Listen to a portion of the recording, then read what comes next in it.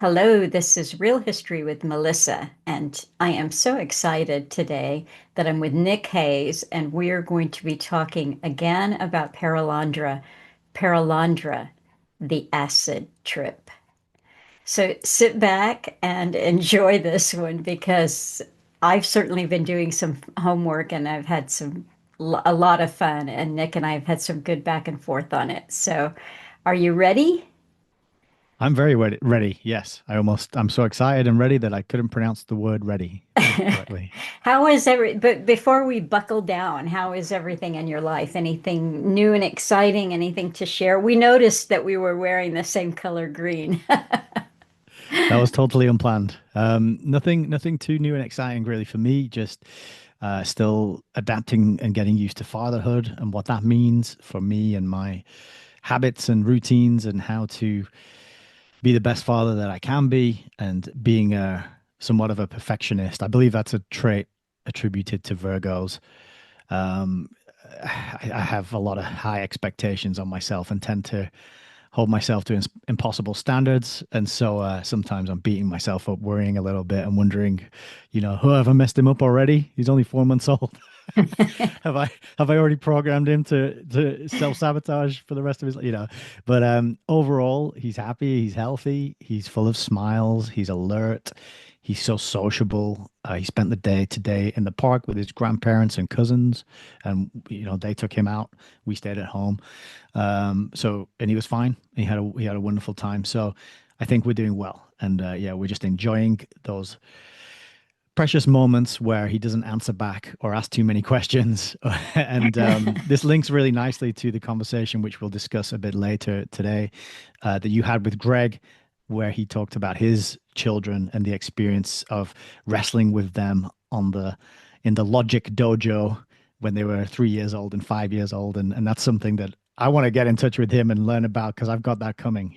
That was great. Well, I have yet to ask permission of Greg, but Greg he did say that I could use his name and refer to him. But Greg Gorsuch is a theologian and a listener to Alan Watt and has become a listener to the things that I put out as well. And okay, so let me go there right now with some glasses on. After the last time that Nick and I talked and I put that up, I got an email from Greg. And he said, just caught your review of Perelandra. Very good, but we must talk before you discuss the acid trip. What this is communicating is huge. I'll try to reread that section ASAP to be ready for a conversation on what it all means, since I read this about 45 years ago. You are close when you say it reminds you of the Borgs, but there is another key dimension to it. You were both very perceptive also in noticing the dance of Mars and Venus, the male and female dynamics of each book, respectively. But they are part of Lewis's presenting the Imago Dei. Let us make humanity in our image. Let us make them male and female. The quote acid trip is trying to reflect divine relationality, which is what we are being transformed into from one degree to another. 2 Corinthians 3:18.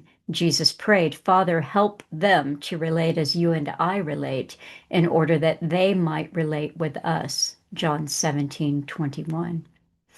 You were perceiving half of the divine equation, the dance of rationality, of relationality in the acid trip, but missing the other half of the equation, maintaining individuality, as you know this best from Jung's little book.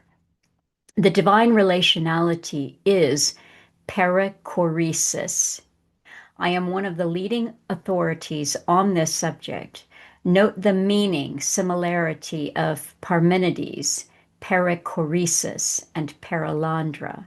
Perichoresis meaning chora or choreographed, to dance, and peri, all around. I can explain it further on a phone call.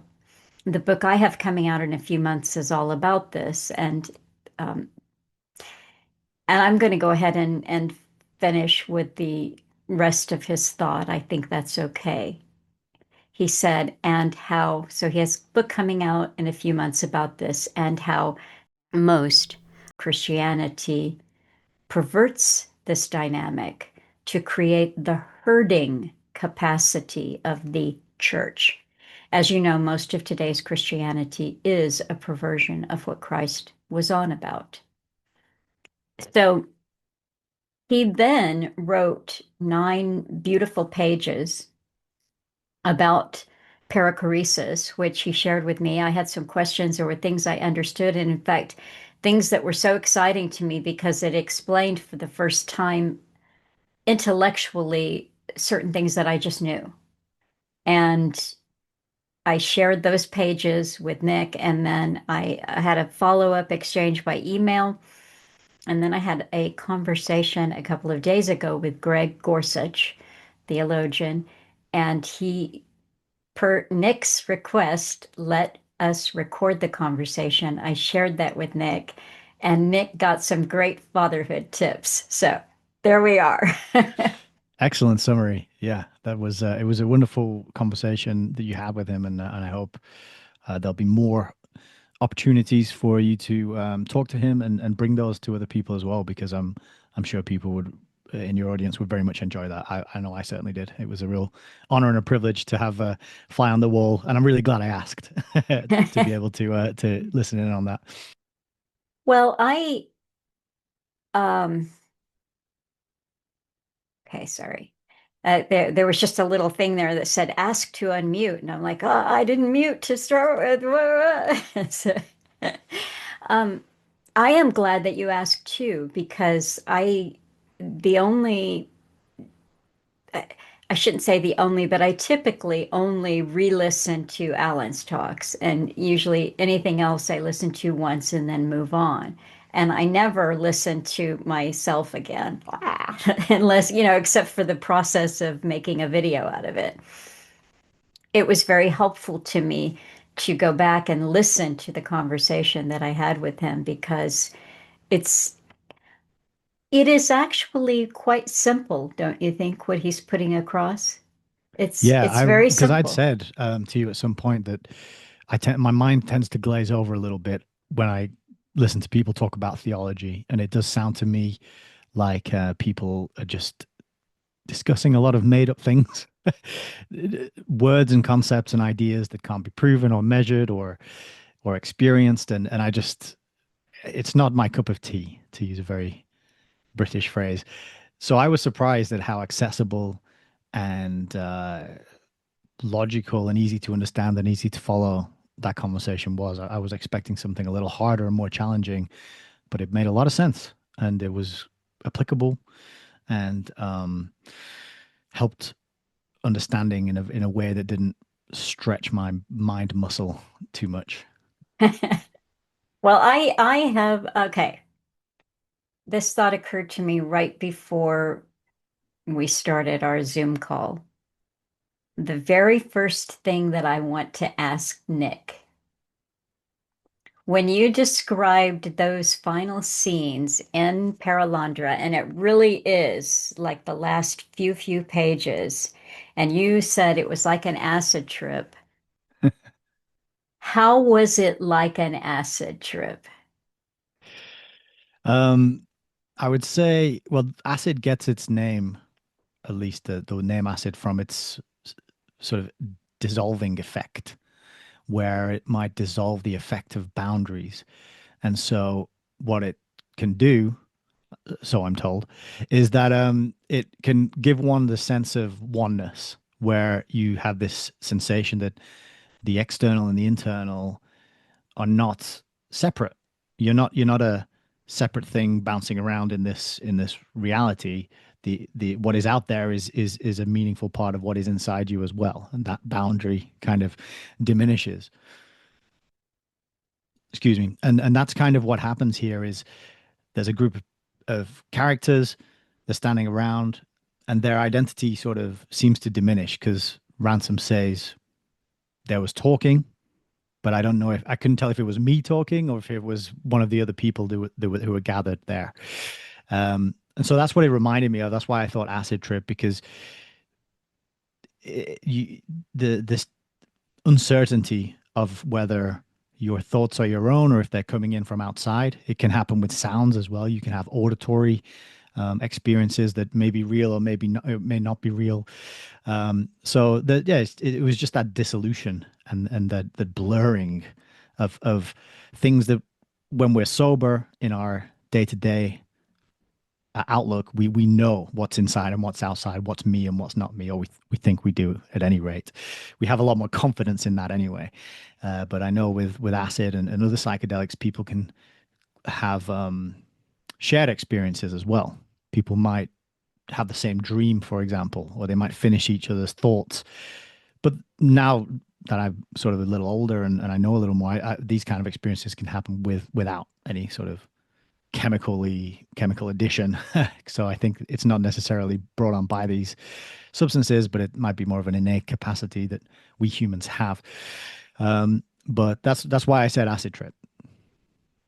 Okay, that's good. That's good. I was curious because when I was rereading it, I said, okay, how is this like an acid trip? I asked myself the question. Go ahead. I just thought of another thing as well. There's a section right at the end after all of the Borg talk, which isn't really Borg talk, but we'll call it that for the sake of it. Uh, in my edition, which is this nice hardback uh, edition, I think it's the 75th anniversary edition, this one.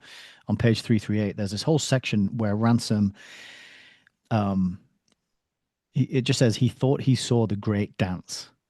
And there's this whole long page and a half description of what I would say reminds me of the psychedelic imagery that you can see when you're under these kinds of the influence of these sort of substances. So tessellations and patterns and connections hmm and the what's the word where you can zoom in and zoom out and it's the same shape all the way through. It's a What do you call them? crystallization thing. It's fractalization. Sorry. That's it. Is that Yeah, what the we're talking about? fractal. Yeah. Yeah, exactly. So the Yeah. fractal nature of it. And you can see these YouTube, if you type in fractal to 10 to the power of whatever on YouTube, and they'll just zoom in, and it goes in forever, but it goes out forever. So he does this kind of explanation of not only living entities, but also ideas and concepts and cultures and buildings and rocks and flowers and seeds and people and how they are outside of time, or at least not outside of time, but there's multiple dimensions to time. And he witnesses all these in their interaction. And that whole description reminded me of some of the visual effects that people might experience or associate with a psychedelic such as acid as well. That you just reminded me of a couple of things there where you were talking about oneness or auditory, what you might think of as a hallucination. Where is the sound coming from? But early on in the temptation of the Green Lady, Meleldil, which is God, talks directly into her head. And she just matter-of-factly says that the first time that you see it, it's an interesting thing, but then you get used to the fact that Maleldil talks directly into the Green Lady's head. No one else can hear it. And of course, this is natural for her, so she doesn't think that there's anything weird or crazy about it. And she's very clear that the sound is coming from, it's not her, it's coming from outside her, and it is God. And actually, before I go on to more acid trip things, this does remind me, I was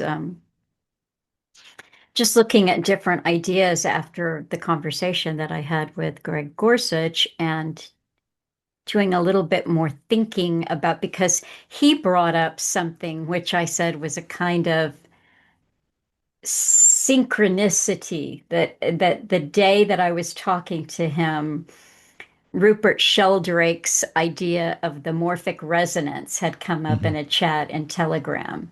And I said, I've only listened to a few things by Rupert Sheldrake. Can you explain that more? Because he actually brought up Sheldrake in conjunction with some of the ideas he was talking about around perichoresis. And I thought, oh, wow, that's such a synchronicity there.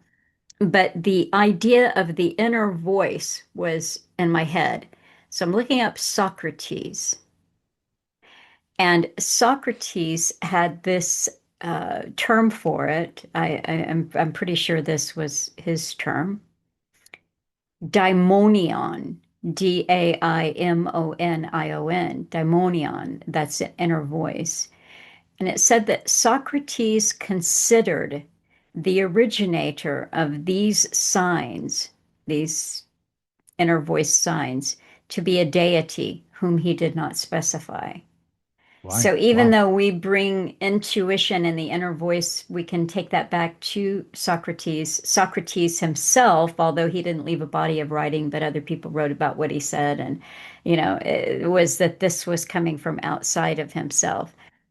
But back to the things that one might see on an acid trip, I thought it was quite, when I was rereading sections of this for today, do you remember the part there where Ransom is kind of sunk down? There's these little trees that are yo high, but they're fully formed trees. And then he gets down and he's kind of really looking at it and he sees a creature. And when his eyes can see what he's looking at, he said they were tiny little horses about the size of bumblebees.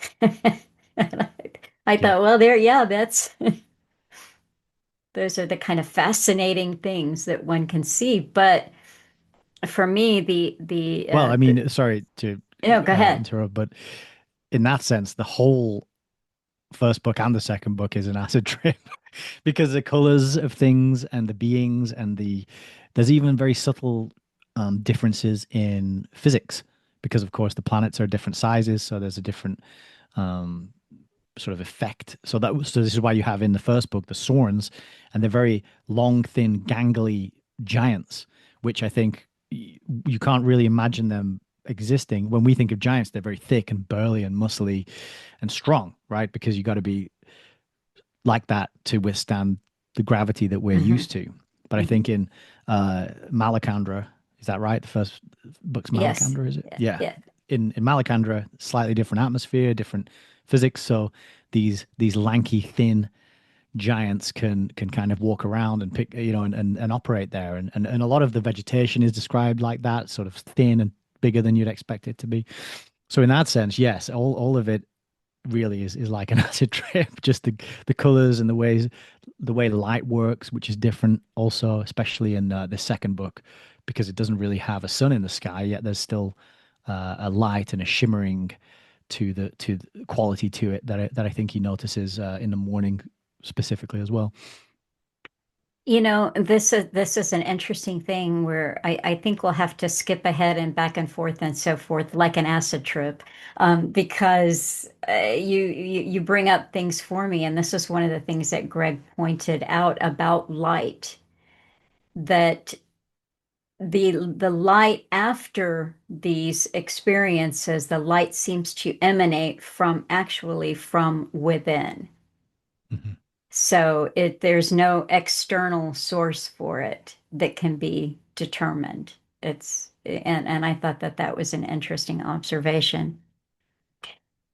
Um, I think that mythopoeic is a word that comes to mind when we're discussing the acid trip type qualities of the books in general, the different physical realities, the giants, the small, horses like bumblebees. And that word came up for me. I mean, I've heard it before, but I was reminded of it again by one of the hecklers in your crowd. And I think we could talk about that because I think it's a good time to address some things that are said about C.S. Lewis. And if Quick you want, correction though, it's just one heckler, to my okay. knowledge, that All I've right, been good. aware of so All far. right, the heckler. Yeah, That's good. That's good. One heckler is all so one far. needs at one Yeah. time. Yeah, that's it. But do you want to summarize that little heckling that you got and the listening that we did briefly? Well, it was a comment that came in, and after our first video from Out of the Silent Planet, and it was a very sort of patronizing tone that I didn't like particularly, and it was I'm paraphrasing, but it was like, "Oh, you two, you do such fantastic work, but I'm really sorry to tell you that C.S. Lewis was one of the one of the bad guys, basically, one of the establishment figures, and I really liked his stuff as well. So I know this is going to be really difficult for you to hear." And here's a video of somebody explaining why C.S. Lewis and Tolkien were actually both not like fake Christians who were just passing themselves off as Christian, but were in fact pantheists, I suppose, because one of the arguments that he made, and I didn't rewatch this video recently. You might be you did watch some of it, not all of it, but one of the things he said in there was the seven Narnia books equate to the seven planets of the solar system, and therefore he's a pantheist. Because they all had gods, right? Yeah. Yeah, yeah. So that was the strength of his argument, but that was really it. It was just the tone of her message, and then offering this resource, which didn't seem particularly convincing. I did watch the video when she first shared it, but I never thought to retain much of what was in it or go back to it or take it very seriously. Well, you shared it with me. We'll leave the Christian apologist expert who was deconstructing C.S. Lewis, kind of saying he's a basically an agent. And Hmm. this is not the first time that I've heard that argument, and therefore I'm going to just address it head on. There are some pretty well-known people, and there are some people that I've liked a lot of their work, but for some reason, lately, it lately-ish has become a thing to call C.S. Lewis nothing but an agent of steering people away from Christianity. Now, I haven't had any Tolkien in my brain since my mother read me the Lord of the Rings series and The Hobbit, and I was young, and then I saw the movies, of course, later on. So I don't know that much about Tolkien's life. I believe he was a Catholic. I think he wanted C.S. Lewis to become a Catholic. Lewis never went that direction. They were friends. And as Greg Gorsuch pointed out to me, not everyone from Oxford and Cambridge is an agent. They're not all assets of, the agenda. It's just all the ones from All Souls Balliol in Oxford, they seem to be. So, so I don't know. I'm not defending him in that way, but to me, there is nothing in his writing that speaks that screams pantheism. I see it as mythopoeic, which, Joseph Campbell used that term a lot. And I think I actually pulled up something that he said.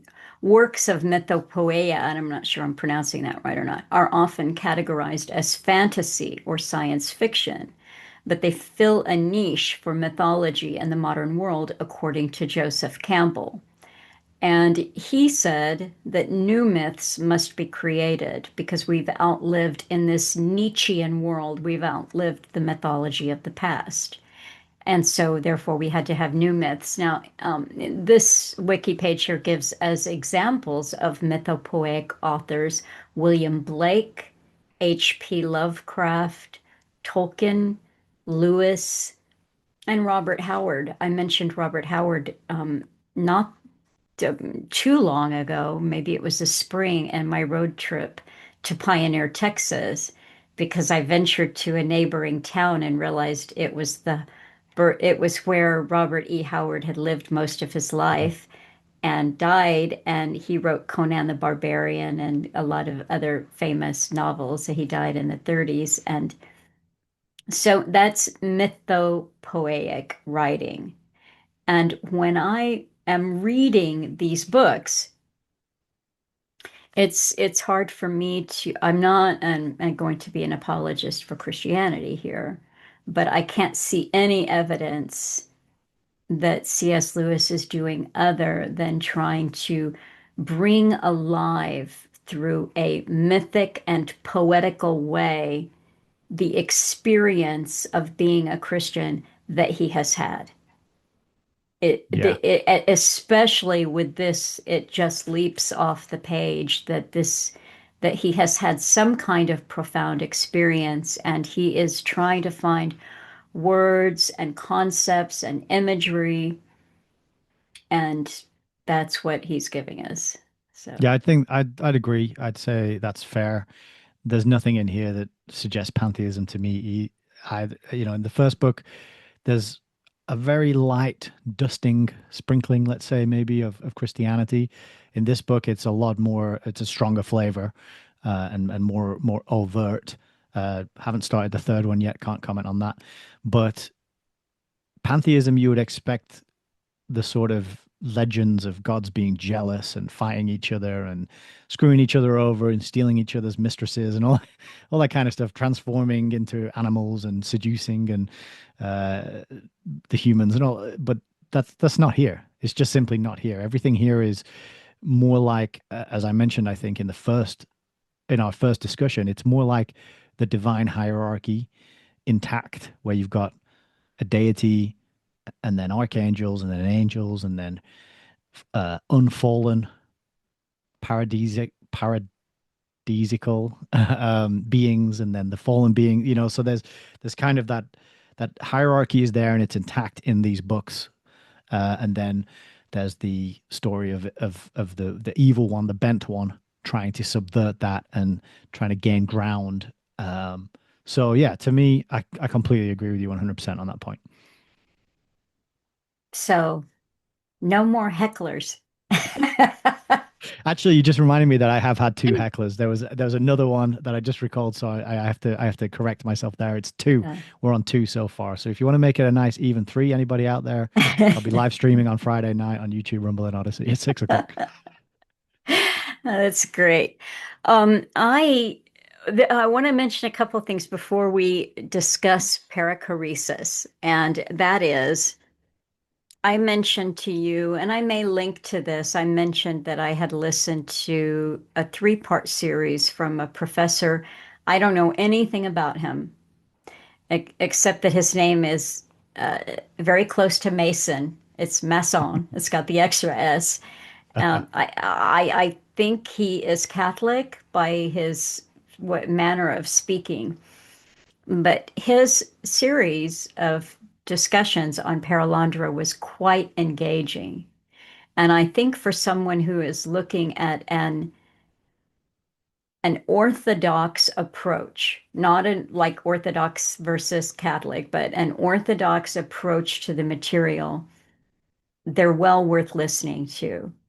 And it was in listening to him that he was making the parallels over and over between John Milton's Paradise Lost Ooh, and that's got William Blake it does. art Very on the cover, good, doesn't it? Nick. Yeah. Yeah. That's Oh, I, that's I, I should I might be worth mentioning that I did English literature at university, and it was a big waste of time for me in many ways, but the biggest thing that came out of it was discovering William Blake, and I wrote my dissertation on his book Urizen, which is his reimagining retelling of the creation story. So yeah, I do have a little bit of oh, history with William I Blake. didn't know that. That's really that's great. And yeah, very interesting. We'll have to get into that at some point, I think. Um, but this is interesting because we're talking about myths, and myths often bring us heroes. And this is just the introduction here. It's talking about the classic epic, the battles, the speeches, the muses, the council of gods, and so forth. And it said, but Milton was sick of what the world calls heroism, and he no longer believed that there could be such a thing as a Christian hero. the role that he makes Jesus reject with such contempt in Paradise Regained. So, what he said here is that the true hero and the true poet are involved in the same work. And I Mm. thought that was really pretty profound and worth noting, especially when we're talking about things that Tolkien, who I'm not right now so familiar with, and C.S. Lewis are trying to do is bring the myth to life. And I think in that regard, I would disagree with Joseph Campbell. I would disagree with contemporary thinkers like Jordan Peterson, whose maps of meaning I found quite dead when I tried to listen to them some years back. Um, not a criticism on him as a person. I don't know him, but it's the idea that when you're looking at something like the Christian Bible, that you're only looking at myth. Because from our vantage point, you could say, yes, that's true, and it's all dead, it's all gone. But for a writer like C.S. Lewis, and very much so for a theologian like Greg Gorsuch, it's what the essence is to bring the myth to life. And I think in a way that is perichoresis, that is this dance around of the Trinity that brings the experience to life and is then therefore creating on the fly a new mythology, which is exactly what Jung was talking about in his amazing book, which I also brought to the table here, The Undiscovered Self. And he lays it out there. Got to have new mythology. We have to have a new way of invigorating Christianity. And Mhm. so the other thing that I want to mention quickly is that Darren, because I'm going to show you a copy of his book when I edit this little video here, he said, "You've got to read the Divine Comedy, Dante." And I said, well, I did, like 1,000 years ago. But he said, no, no, it's really, he said, because I can see what C.S. Lewis was doing here. And he's really drawing from the Divine Comedy. And I can see that too. The important thing about, I would say to Darren and to everyone else that I did start it. I'm on Canto 10, which means I'm still in hell. So. Keep going, you'll get Yes, out. but what C.S. Lewis had by being a classic scholar and a linguist was he was steeped in everything that you got at university and all of the wonderful classics. So he can create new mythologies from drawing from what he's read in the classics, and then he can create new words because he's a linguist and they can make sense. So, Yeah, he does that so well. All the creatures and the names, the words he comes up with, the names of the planets, uh, they just work together. And that's such a skill. It's hard to come up with new. Well, I find it hard to come up with new words. I think those of us who aren't bilingual or trilingual will resonate with when I say that it feels very strange to make noises with your mouth that aren't words. When you're speaking in gobbledygook or speaking in tongues, or it's an uncomfortable feeling, just like learning a new language is, because in the early days of learning a new language, those words don't really have any resonance or meaning or weight to you. You're just making a new sound and you have to use it over and over again before it becomes associated with that slice of life that you're applying it to. So it really shines through in his labels and the names he comes up with. And I just noticed today as well that I don't know if we've mentioned this before, but he talks about the his name for God is Meleldil with the L, which is of course used in biblical mhm. stories, isn't it? And then you've got below them is the Eldila, which are sort of angels. But then you have the protagonist, main character, his first name is Elwin. And I just Hmm. caught that today. I was like, oh, L, there it is again. So, Actually, Darren pointed that out. And it's he broke it down beautifully. God's friend ransomed, right. you know, Elwin Yes. ransomed. Yeah. Uh, Yeah, that's it. So, and that's the power of names. And that just shows you how good C.S. Lewis was, a real master of his craft, and being able to bring together and create a coherent mythology and world, series of worlds, even in the way he has done. You would have to have that foundational knowledge in all the books and the writers and the authors and the poets that you just mentioned. So yeah, he's really good at what he does. And when I was reviewing these last two chapters as well, I was so struck by just some of the beauty of the language and how well he writes difficult things. Because anyone who's had an acid trip will tell you it's very hard to put into words. And I think C.S. Lewis. I assume he never had actually took the drug himself, but he has definitely made a great effort at capturing and articulating with words that which is by definition beyond words. okay, so you summarize the acid trip as the breaking down of boundaries and even the blending of everything into one, or the simultaneity of the experiences that people are having. And I asked myself the same question yesterday, and for me, it was the breaking down of time Mhm. was the key element there. Because we mentioned in the first recording that we did that this whole thing took one revolution around our bowl, which is a year. So this timeless exchange was a year. And for him, he thought, well, maybe it was more than a day. Yeah, I think he thought it was the same morning even because he suddenly realized, oh, the animals aren't here anymore, and the Mars and Venus, the archons of Mars and Venus weren't there anymore, and he said, oh, what happened? He thought it was the same day. I thought, or maybe the day after, yeah, because it was morning, Yeah, so yeah, perhaps, but yeah. certainly 24 hours or less. Hmm.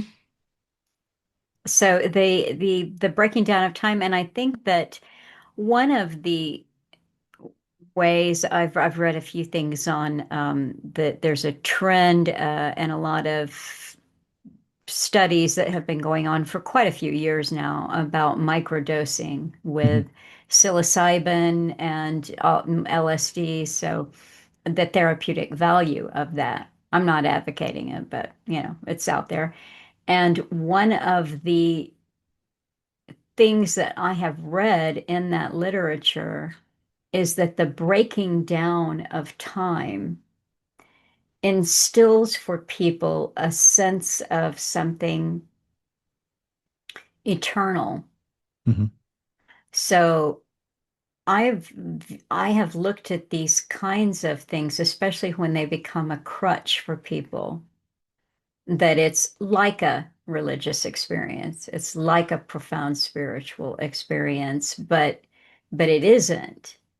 And I think the difference is, if I could verbalize it, is that the real experience is so radical that it will change your life forever. Yeah, I would add that the experiences your your normal self reasserts itself sooner or later after the fact. So you have it, and it can linger, and it could have a lasting effect for a while. But once it's out of your system, you're pretty much back to normal. Except Hmm. you've got these sort of experiences. Oh, I had this crazy trip. So I think that is a key difference. And the other difference that sprung to mind as you were talking there is that and this is relevant to the spiritual entertainer Alan Watts with an S, because he talks about these kinds of experiences fairly regularly, is that they'll lead people to have this sensation of I am God, Hmm. and that as we know, and people who watched the first part in our discussion, that is the line that we hear from the unman Hmm. who says exactly that, I am God. So that's another key difference. I think in the genuine experience, you're going to realize you are not God, right? Yeah, it's gonna be more humbling than that. It's going to be um, more aligned with the actual hierarchy of creation. But these kind of experiences can lead you the other way, where you think you are the master and you are the creator of all, and that you are at the center of everything, and so that's another risk, I should say, associated with these kinds of experiences. I think it might be time to share a little bit of what Greg shared with us about perichoresis. Well, yeah, because and also just before you're getting that up, what what I think I now realize, and after listening to you and Greg talk and going through this section of the book again, is that I am God bit is totally not, it's absent. It's only there when the unman says it earlier in the Hmm. book before they have their week long fisticuffs. But in that section, and I think one of the key concepts that Greg wanted to help us understand is that the individuals are still there, fully formed and individual Hmm. in this experience. So I'll hand it over to you.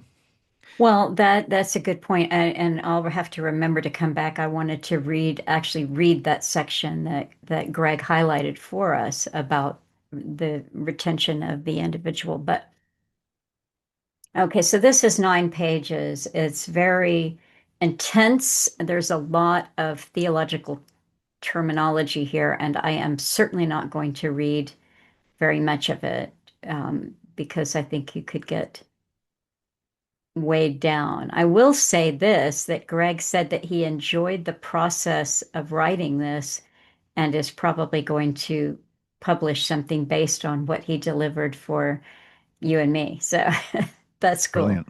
Yeah, Hmm. that's wonderful.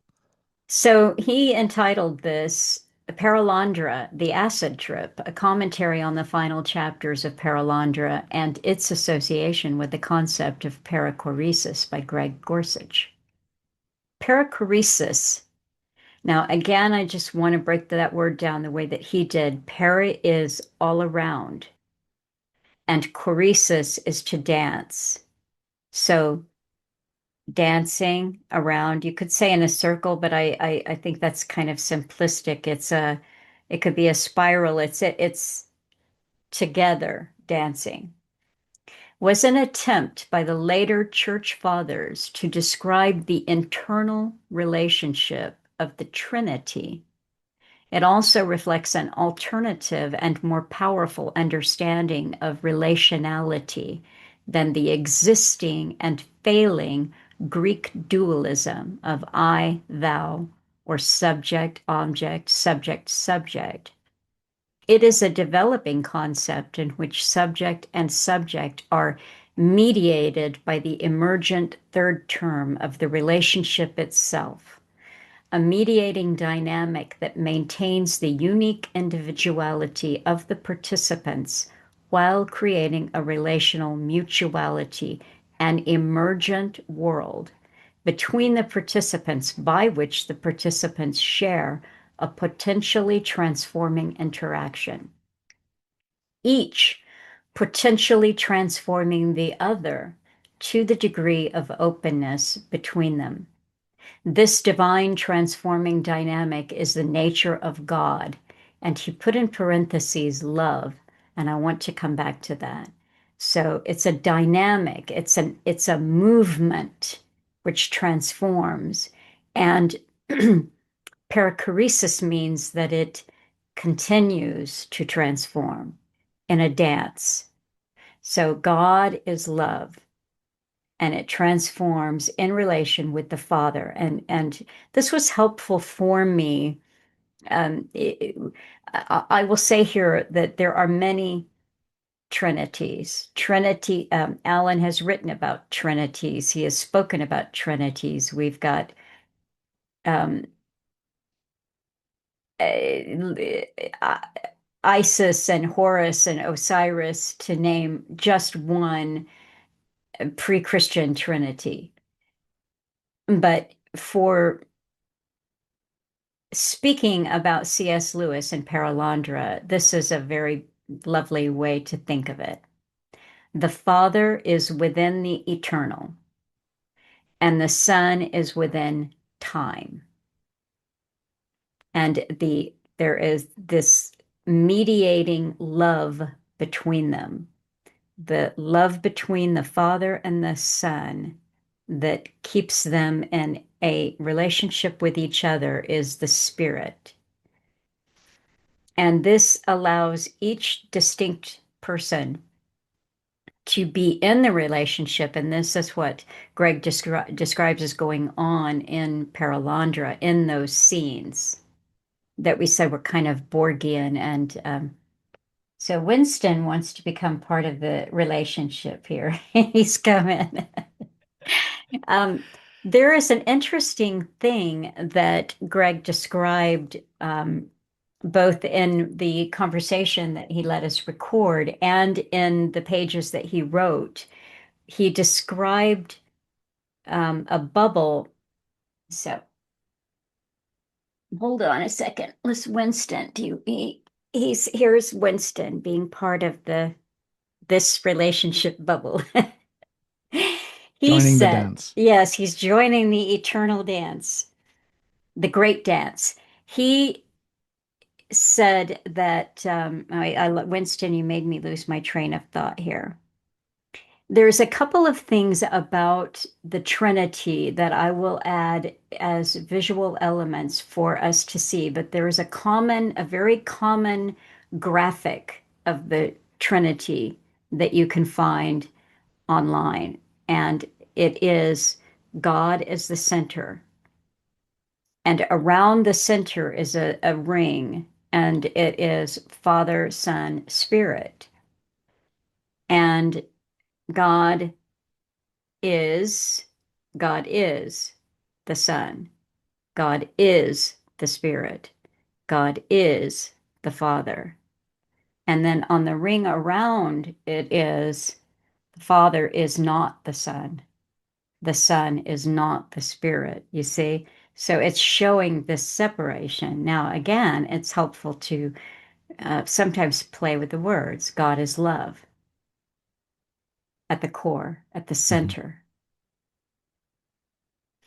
And years and years ago, I looked up, I mean, many moons ago, decades ago, I looked up the word sin. And I saw that in the Greek, it is to miss the mark. And that was so very different than what I had been taught about the definition and the meaning of the word sin, to miss the mark, right? That's not necessarily fire and brimstone. You just, didn't get bullseye there. I think I learned And that from Jordan Peterson, and he was making the point that to miss the mark means you have to have something that you're aiming at, yeah, which means you got to have a goal and a purpose, and you're striving toward it, and you're trying to get there to do something, and you make a mistake, or you uh, give up on yourself, or you are lazy, and you don't yeah. take the action that you need to. So, This little one wants to go out. He's telling it. He's crying to this little relationship bubble that he finds him in. Let me outside right now. So I'm going to go do that, and I'll be right back. Sorry. So Greg has when wrote about relationality, he gave a visual image. You are going to meet a couple of friends at a coffee shop, and you arrive, and they are already sitting down having coffee. And you can see that they are in intense communication with one another. So what Greg describes is these are the two, but the third element around them is the bubble that they have created by the communication that they are having. It completely encloses them, and it's not an unwelcoming thing. It's simply that you understand what is going on without having it explained to you. They finish this, then they open up the bubble.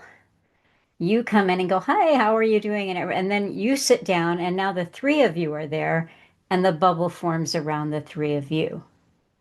Yeah. And it brings to mind for me that, wherever two or more are gathered. So there is the spirit there. And when he is describing sin, he is talking about the failure to open up fully to the relationship. And this brings in the male and the female that C.S. Lewis um, is taking such great pains to bring us this dynamic. Okay, so I'm not finding the sin here, focusing on. Uh, that's always that way, huh? Isn't it? I don't. I can't find a sin when I'm looking for it, but he is describing that to not be fully open, and this is the female. This is so, and again, just to backtrack a little bit, besides the final scene where there's this melting and all of the voices and where the voice is coming from, right before that, there was a point, and I said to you on the first reading, Nick, wasn't that just totally random that C.S. Lewis just starts writing about gender and the male and masculine and feminine? And it was like, it just came out of nowhere. It was so weird. Yes. So you were like, yeah, it was kind of weird, but through and you brought up, you made an excellent point in the first conversation that we had of the representation of um, Melicandra representing the masculine, Perelandra represents the feminine. Mhm. And that is a very important thing because it's going back to Imago Dei, as Greg Gorsuch explains it. Let us make man in our image. Let us make them male and female. This is this, right? So this is God, let us create. And again, that's easier to wrap your head around if you substitute the word God for love. So Yes. it's the masculine and female. But so what Greg pointed out, there was an article he wrote on Bonhoeffer and Bonhoeffer's um, basically, do I have that up here somewhere? Um, this is a Christian pluralistic hypotheses to Bonhoeffer and beyond a world Christianity. And he is talking about, let's see here, man being in relation with the temporal and the eternal. That's coming from Kierkegaard that he is quoting here. The two wills encounter one another in a structure, and a third person joining sees them not as one person connected to each other, but the structure of the two together. So it's a spirit that is created when we are in relation to each other. And one point that Greg Gorsuch gets across my limited exposure to his writing is that this cross that we pick up is the fullness of how we are created. It has to include the openness and the reception of the feminine and the active rational of the masculine. That's a real grotesque simplification, but I've mentioned several times another book that I've read and I'm reading through again called Leisure, the Basis of Culture by a philosopher by the name of Joseph Pieper. And he is basically, it's a criticism of, in a way, of post-Enlightenment thinking and post-Enlightenment philosophy, which disdains anything that you haven't worked hard for, and that includes knowledge. So if something just comes to you, how could it be worth anything? Because you Yeah. didn't work for it. And he breaks down a concept which I have found very useful, which is ratio and intellectus. And to me, I see these as masculine and feminine qualities. The ratio is a logical, perhaps sequential. It is a pursuit. It might even be what you just explained there with Jordan Peterson, because that's a very masculine point of view of having a mark to attain, so that you know that you're working towards something. This is a very modern mindset, whereas intellectus um, just allows things in. It opens up to the relationship. It allows the relationship to occur. And for a lot of people, there's no opening there for that. That was going to be my comment is how and I'm thinking about conversations I've had recently with people. Sometimes when I'm struggling, let's say emotionally, I struggle to open up because I feel like the person who's I'm talking to is going to start doing the problem solving. Here's what you got to do about it and fix it for me right there. And that's not what you need in that moment. Sometimes you just need to express it and be heard and acknowledged, right? And I think a lot of people, a lot of us, I'm not excluded from this, have been sort of conditioned into that. Well, all you've got to do is this, and it'll go away and you'll be fine. As soon as somebody starts saying, I'm having a really difficult time, I'm really struggling at the moment, and starts to open and do that opening up, a lot of us find it very difficult to just hold that space and receive that struggle, that pain, that suffering without saying, here's what you got to do, read this book, watch this lecture thing, go for a run every day, and just start fixing it for you. And that's just what it reminded me of. There some conversations that I've had recently, or and actually more accurately, conversations I haven't had, because I feel like I know this person's not going to be able to hold that space for me to just articulate this. So I'd just say, yeah, I'm fine. Right? I'm fine. And how are you? So I think that plays into that dynamic. And the other thing I wanted to add as well, just to sort of circle back briefly to Trinity, because we had a few exchanges in messages around Trinity, the different Trinities. And one thing that, and I have friends who are Orthodox Christians, and the Trinity, of course, is Father, Son, and Holy Spirit.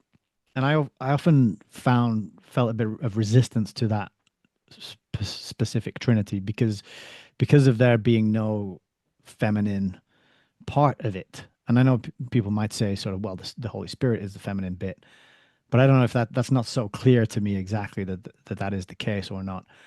And probably informed by my recent experiences, life experiences that I mentioned at the start of the video, the Trinity that made sense to me is father, mother, child. And then I was thinking about this concept of the Trinity in the diagram you described, and you'll put up on the video. You could have a similar thing with family in the middle, right? And you've got the father and the son, the father, the mother, and the child, and they're three different entities, but together through their communication, their communion, they create this entity called the family, right? So there's many different ways to look at it, but what I think is important is the feminine side of things has been largely left out, or I don't know, papered over a little bit, and I think we have been brought into a real dominant dominant situation where rationality and reason and logic and analysis and facts and figures and data is predominant. And I know that even ties back to William Blake and his Book of Your Reason. And in that mythology, your reason is this dominant tyrannical god, and LOS, is the creative aspect, which is kind of pushed down Mhm. and suffering and diminished, let's say. It's actually called loss. He calls it loss. And so yeah, there's just so much there to pick apart and think about, and it's so applicable to our daily lives. I think part of my resistance to theology has been, what, so how does it affect me? But these kinds of conversations and the reflection that we've been doing since the last discussion and this one today, I'm starting to see more ways that I can actually apply this to my own life and my ability to connect with other people, relate to them, and understand them, and be, just a little more godlike, even though that's impossible, but striving. Actually, no, not impossible. Because Imago Dei, we are created in the image of God. If you believe that you're created, that's a starting point. Hmm. There's nothing there that says created completely differently. Let us make man in our image. Let us make them male, female, and that there's no separation in the relationship, in the Mm, relationality of it. And there is something else there that I think is important to get to, and that is retain. Oh, yes. I knew if I just like blah blah around long enough, we'll come back. it would come back to me. Um, Greg gave a really good description that worked for me, that made sense to me. In order, and I don't know if this is original to him, if he's tying together other thinkers, it doesn't matter. But um, in order for God, in order for the Son to incarnate, then or I'm probably getting it backwards. I really wish I could find it here in my notes, because I probably will get it all bass backwards here. Uh, yeah, no, I don't see it. That's okay. I'll just do the best I can. In order for God to come down into time, then some part of God has to be human. And in Hmm. order for human to relate to God outside of time, then some part of human has to be God. You see, Hmm. that's where the Mm. relationality comes into place. Did that make sense? Because if it did, then hopefully I got it right. Yes, it reminds me of the comment I made as well, just when we were discussing trinities about mother being linked to the word matter, and Mhm. matter being the finite temporal stuff, and then the father being more sort of well, I use the word ether. Mhm. I don't know the history of that word, but I know it was kind of included and then it disappeared suddenly from science. But I was thinking of father, ether, eternal, mother, matter, temporal, and then the two where they intersect being the child, right? So it does link to that kind of idea. I think there's definitely I get what you're trying to articulate here. Well, it's funny that you said, ether is disappearing, because Greg mentioned that the words for spirit and all the ways that we can communicate what is spirit are being memory hold. They're just disappearing.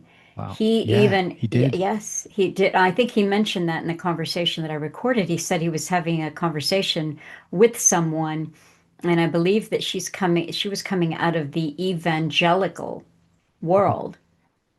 It surprised him very much that she wanted to excise spirit and anything having to do with spirit from the vocabulary.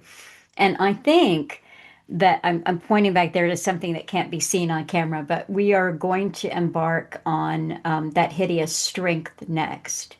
And this is going to bring us into scientism and technocracy. I don't know, because I haven't even read any summaries of it, but it's my understanding that that's the world that we're going into, which is the world that we are in now. where the very idea of spirit is not it's not a topic for conversation. It's all No, each. because I am God. Yes. You know, we are. I am God, and I can become God, and that was the title of Yuval Harari's book, Homo Deus. Yeah. He did Sapiens, and then he did a follow-up, Homo Deus, which is all about how we're going to be slaves to the algorithm, and we're going to have implants and do all that transhumanism stuff, and the rest of it. And those of us who don't do that will be drugs and computer games. Yeah. So that, I mean, this is the world that we're in and we're going into, and the retention of individuality is so important. And there are a few key things there, but I think, yeah, that recognition that we're not God, but we have something of God in us because that is how we're created is an important one to hold on to. I I had so many little jibber jabbery things that I wanted to say. I'm at that point where I might just get too enthusiastic, but I thought that this was very helpful when I did that rereading here of the Blessed Be He's. So this Oh yeah. is okay. So this is the very beginning of the what we call the acid trip here. This never knew whether he was speaking or someone else was speaking. It was his words or someone else's, a man or an El Dil, that's like the angelic being. The speeches followed one another, if indeed they did not all take place at the same time, like the parts of a music into which all five of them had entered as instruments, or like a wind blowing through five trees that stand together on a hilltop. And I think when I was rereading this with some of Greg's comments in mind, then it seemed much less Borgian, but a flute player, a flautist, is not a bassist or they're not in the brass section Hmm. they're in the wind section, and they are very distinct as they are distinct from the violin and the cello, and yet altogether they make something that, unless you had some kind of trained Asperger's type mind, you would not be able to pick out all of the different components that make that up. So, what I did as a little exercise for myself last night was I substituted everywhere I saw the word his or he or him, I put the word love in there. Nice. And so I'll read a couple of paragraphs and see what you think. We would not talk of it like that. There, so this oneness, we would not talk of it like that, said the first voice. The great dance does not wait to be perfect until the peoples of the low worlds are gathered into it. We speak not of when it will begin. It has begun from before always. There was no time when we did not rejoice before love's face as now. The dance which we dance is at the center, and for the dance all things were made. Blessed be love. Another said, never did love make two things the same. So here's the individual and the uniqueness. Never did love utter one word twice. After earths, not better earths, but beasts. After beasts, not better beasts, but spirits. After a falling, not a recovery, but a new creation. Out of the new creation, not a third, but the mode of change itself is changed forever. Blessed be love. They skipping just a little bit here. They who add years, and so here we're getting into a little bit of a pure rationality, a scientific mind. One said, they who add years to years in lumpish aggregation. And it's also speaking to what we're talking about, the acid trip quality of timelessness, because love, the mother and the father and child are in an eternal dance. it's a dance that is it even if you just want to talk about archetypal mother, father, and child, it's eternal. Mhm. Okay, so or mile, so we didn't lumpishly aggregate, or miles and miles to miles and galaxies to galaxies shall not come near love's greatness. The day of the fields of Arbel will fade, and the days of deep heaven itself are numbered. Not thus is love great. Love dwells, all of love dwells within the seed of the smallest flower and is not cramped. Deep heaven is inside love, who is inside the seed and does not distend love. Blessed be love. And you just go on and on. And Mhm. once you've changed out him and put love in there, the whole concept of creation becomes much more lovely. It's, Yes. That's yeah, I hadn't never occurred to me to do that, but it's beautiful. It reads really well. And I actually prefer blessed be love than blessed be he. It feels, I don't know, an easier thing for me to say. I just feel like I could say it with a little more um honesty, if that's the right word, than blessed be he. And I enjoyed reading these sections as well for the second for again with in light of the conversations we'd had and discussion you had with Greg. It made a lot more sense. The first time through, I think I mentioned in the last video, I skipped it. I got through about 4 paragraphs and I was like, I don't even understand what this is. And I just went where I just looked at the end of every paragraph, and whichever paragraph ended with blessed be he, I just skipped till I found yeah, one that I didn't. remember you saying that. Yeah, and I kind of had the same sort of response going through. It's like, okay, but when I played a little word game there, and also had the input of Greg into what is going on in this dance, it just made more sense to me. There was something, I'm sorry, I just came so quote heavy. It's crazy how quote heavy I came to the table with just stickies and notes and plus all this stuff that I have, but uh, there was so much of what Greg shared in the 9 pages and in some other things of his that I read that it that first of all gave me a deeper understanding of why Alan Watts' work resonated with him. And this was the individual. And he quoted a lot for me the work of the theologian Soren Kierkegaard, Mhm. who lived a long time ago. I'll just say that. So, but there was a quote that he shared from Kierkegaard. It was about the individual. And I said, Alan could have written that. Alan could have written that because what was what was the essential thing for Alan was the individual. It was always the individual. What is the antidote? How do we get through this? The individual.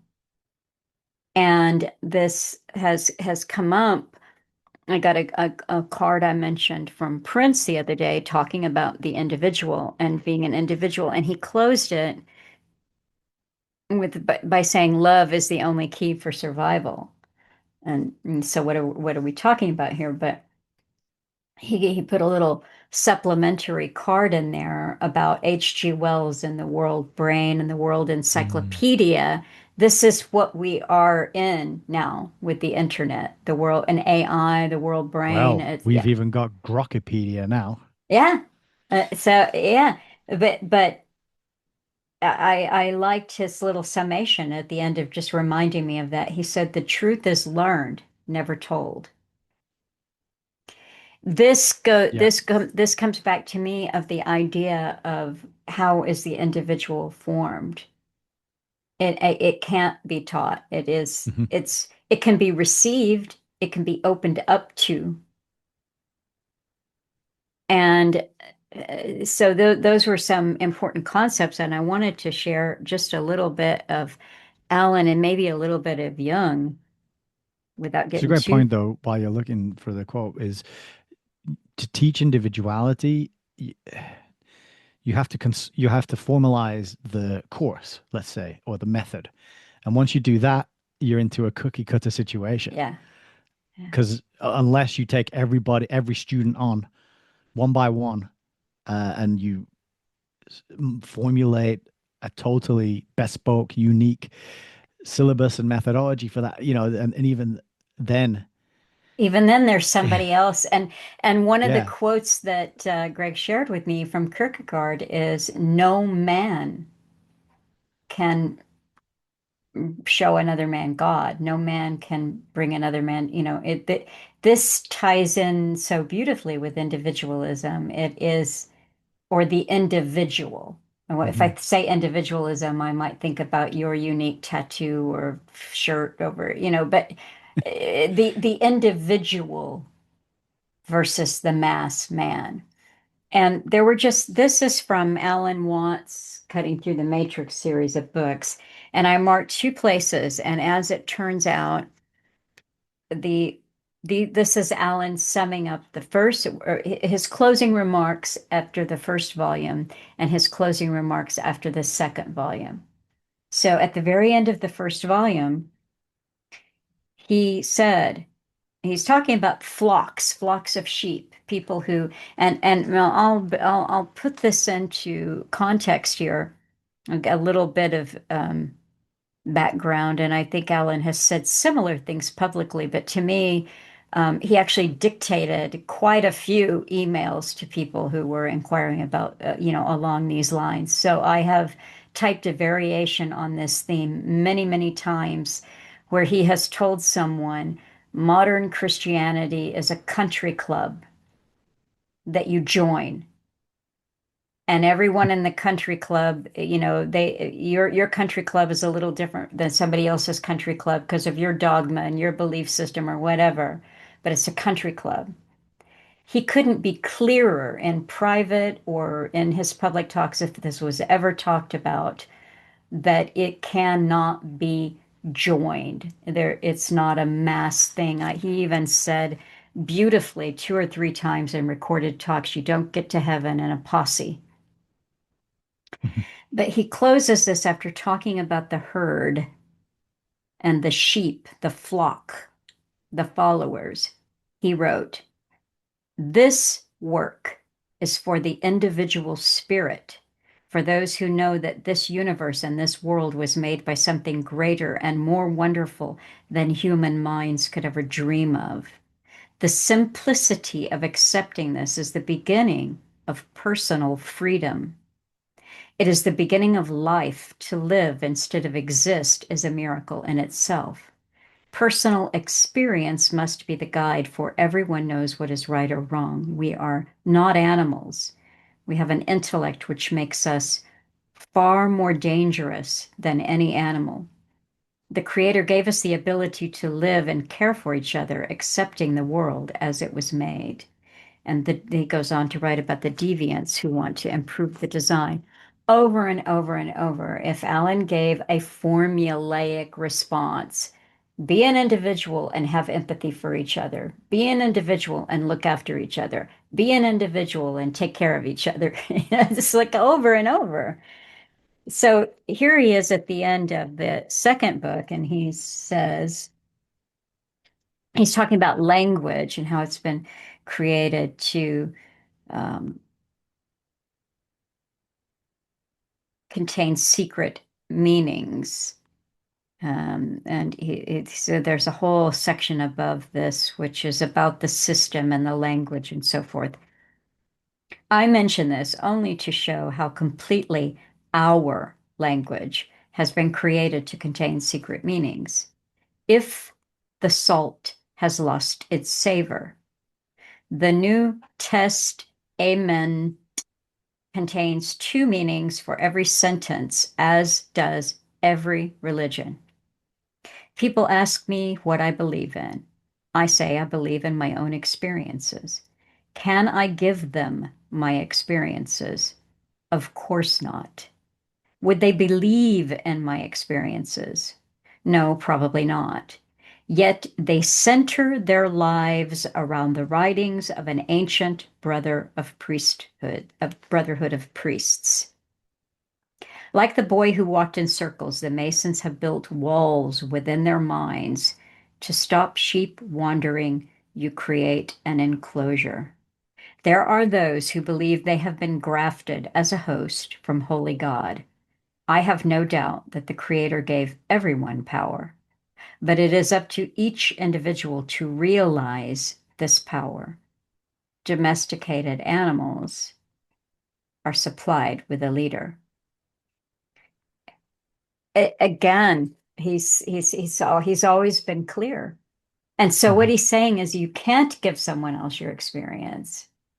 And when you go to a church, then you're hearing the experience of the preacher or what they got from the World Council of Churches, the Rockefeller Association, or they're waiting for someone else to tell them, or they're just showing up, for country club because it's the social thing to do, and But in their world.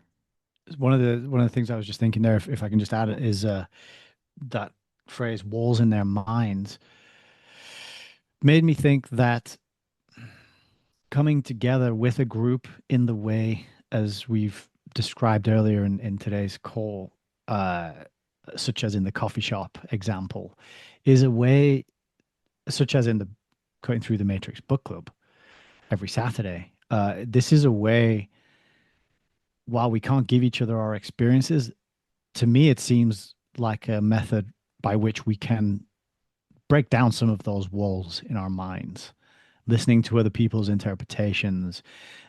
And we do listen, we do share experiences, and we do share resources, insights, instincts, all sorts of things get shared. And we are coming together and creating that entity, whatever you want to Hmm. call it, of learning, of intentionality, that we come together relationally to create something there. And I think I just wanted to mention, because it strikes me that that is a way that I think people can uh, start to, at least, if not overcome the walls and break them down, at least identify them, because you can have a belief or a idea about something, and then you meet somebody on one of these calls or you have a conversation, and they say something that is totally incompatible. And then you're faced with this choice of, we can't both be right. So what's the truth here? And do I pursue that truth, or do I look upon that person as, or do I force them to my way, of understanding? So yeah, there's something to be said there as well, that even though we can't teach individualism, and we all have to come to it in the way that we are called and guided, because I think it is a calling and a guide, and there are signs and synchronicities that help you along there have been for me. That's so, I Hmm. don't know about other people, but for me, I was saying in another conversation today that whatever modicum of quote unquote success I might have had with my channel or the work that I put out, I don't really feel responsible for any of it, because a lot of it was just synchronicities and people catching a video and giving me a shout out, and just things that I never could have planned or prepared Hmm. for, or claim credit for, that happened. Even to us sitting here having this conversation now, it was through my desire. I mean, the project is subtitled "Truth in Books," so it is through my desire to uncover truth by reading books and sharing that with people, to help others who are interested in truth do the same. And there's signs, and there's synchronicities, and there's things along the path that kind of help steer you.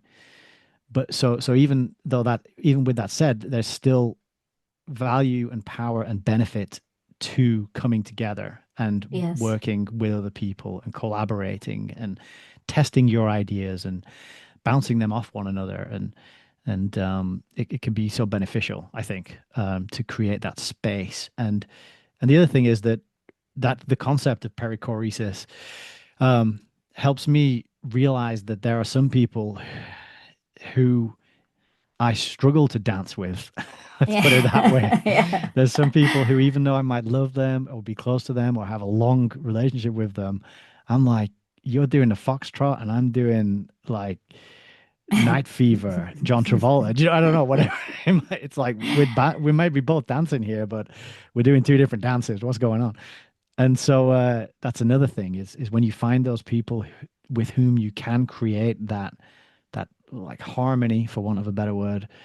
It's very fulfilling and uplifting and powerful, and I think worth going out of your way to find it and nurture those relationships and friendships because there's a lot of benefit there. It's all good to do your own research, read the books, follow your curiosity and instinct, but at some point, I think, and I know Alan was kind of forced down this path. At some point, you got to share it. You've got to Mhm. put it out there, whether that's one on one or to the internet, whatever. However, you can't just sit on it and hoard that information and knowledge for yourself. So, yeah, just a few thoughts that I wanted to add there, and also that I have to get off the call probably top of the hour, maybe soon after. Maybe I could probably go the next maybe 10 past, quarter past. Okay, But well I got a bit of a we will definitely wrap it up. Are you book clubbing? yes, yes. Okay. I just keep thinking you're doing the first global revolution. Yeah, we got about 40 pages left, so I think another two sessions probably to get it finished off, unless I get a sudden burst of the problem is the progress is slow because I keep stopping to rant and comment and interject with things that with when I'm outraged by something they've written. So that slows progress down. I could do 40 pages in a single sitting, but yeah, the interruptions Well, you'll have slow to down the send progress. me a link for it. The one time I had time to join you on this one, I've caught almost all of the Between Two Ages on All Friday, right. but the couple of times I've tried to go to the first global revolution, I don't know where the link is or what I'm supposed to do. I'm like, I can't find it. But yeah, this has been a really fun conversation with you. I think, I didn't get my Jung in here. And then let's just see if there's something here that I had to share here. I think this is important. I think this could be a good segue into that hideous strength that we cover Okay. next, because we're Perfect. talking about, you know, how ugly it is and will be. The individual who is not anchored in God, love, okay? The individual who is not anchored in God can offer no resistance on his own resources to the physical and moral blandishments of the world. For this, he needs the evidence of inner transcendent experience, which alone can protect him from the otherwise inevitable submersion in the mass. Now, this was one of the few books in this vein that Alan Watt ever read from, and he covered the undiscovered self several times in relation to the individual versus the mass and the experience, the religious experience or the conversion experience. Um, and if I have time, I'll try to find one or two of those talks and put them up. But it's a key thing, and this copy here, metanoia is it's a Greek word that Alan discussed with me quite a few times, and it is repent, change of mind, spiritual conversion. So curiously, the churches whose concern is supposed to be the care of the salvation of the individual soul are completely subsumed into mass behavior and mass movement, the herding that the church does. That's what he's talking about. I just have to say it always blows my mind that they called it mass.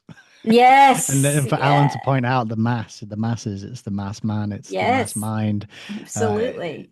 it's like they called it right there. They said it. They told you. They sure did. They said what they're all about. So he said the churches are supposed to care for the salvation of the individual soul.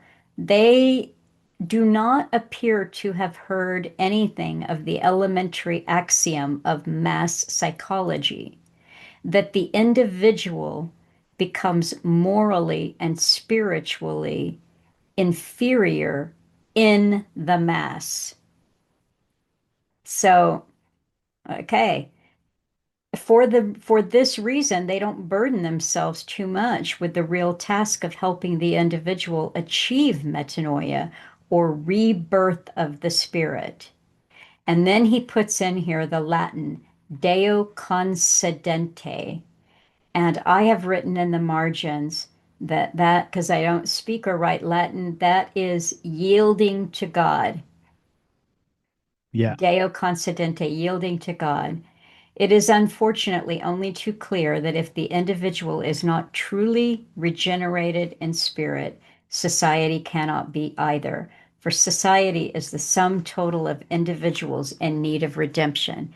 So, what you're talking about with the group, I love everything that happens when you and I are communicating, or when we have a group that includes maybe one other person or a couple of other people, and all of these offshoots that have happened, which to me is a little amazing, miraculous observation of life to see in the CTTM book club. Just there's something going there, and that's great. And Alan would call it, we're having a chance to grow, to model individuality, to help each other, and all of these things would fit into what he would call empathy, deep Hmm. concern for other people, and that is good. But the individual must find and retain their own individuality in the dance. Yeah. That's the key thing. You're not going there to copy someone else's cool dance moves, right? We're not. It's about, yeah, yeah. It's kind of you got to find the rhythm and you got to fit in, but at the same time you have to be spontaneous and creative in the way that only you can be, right? Mhm.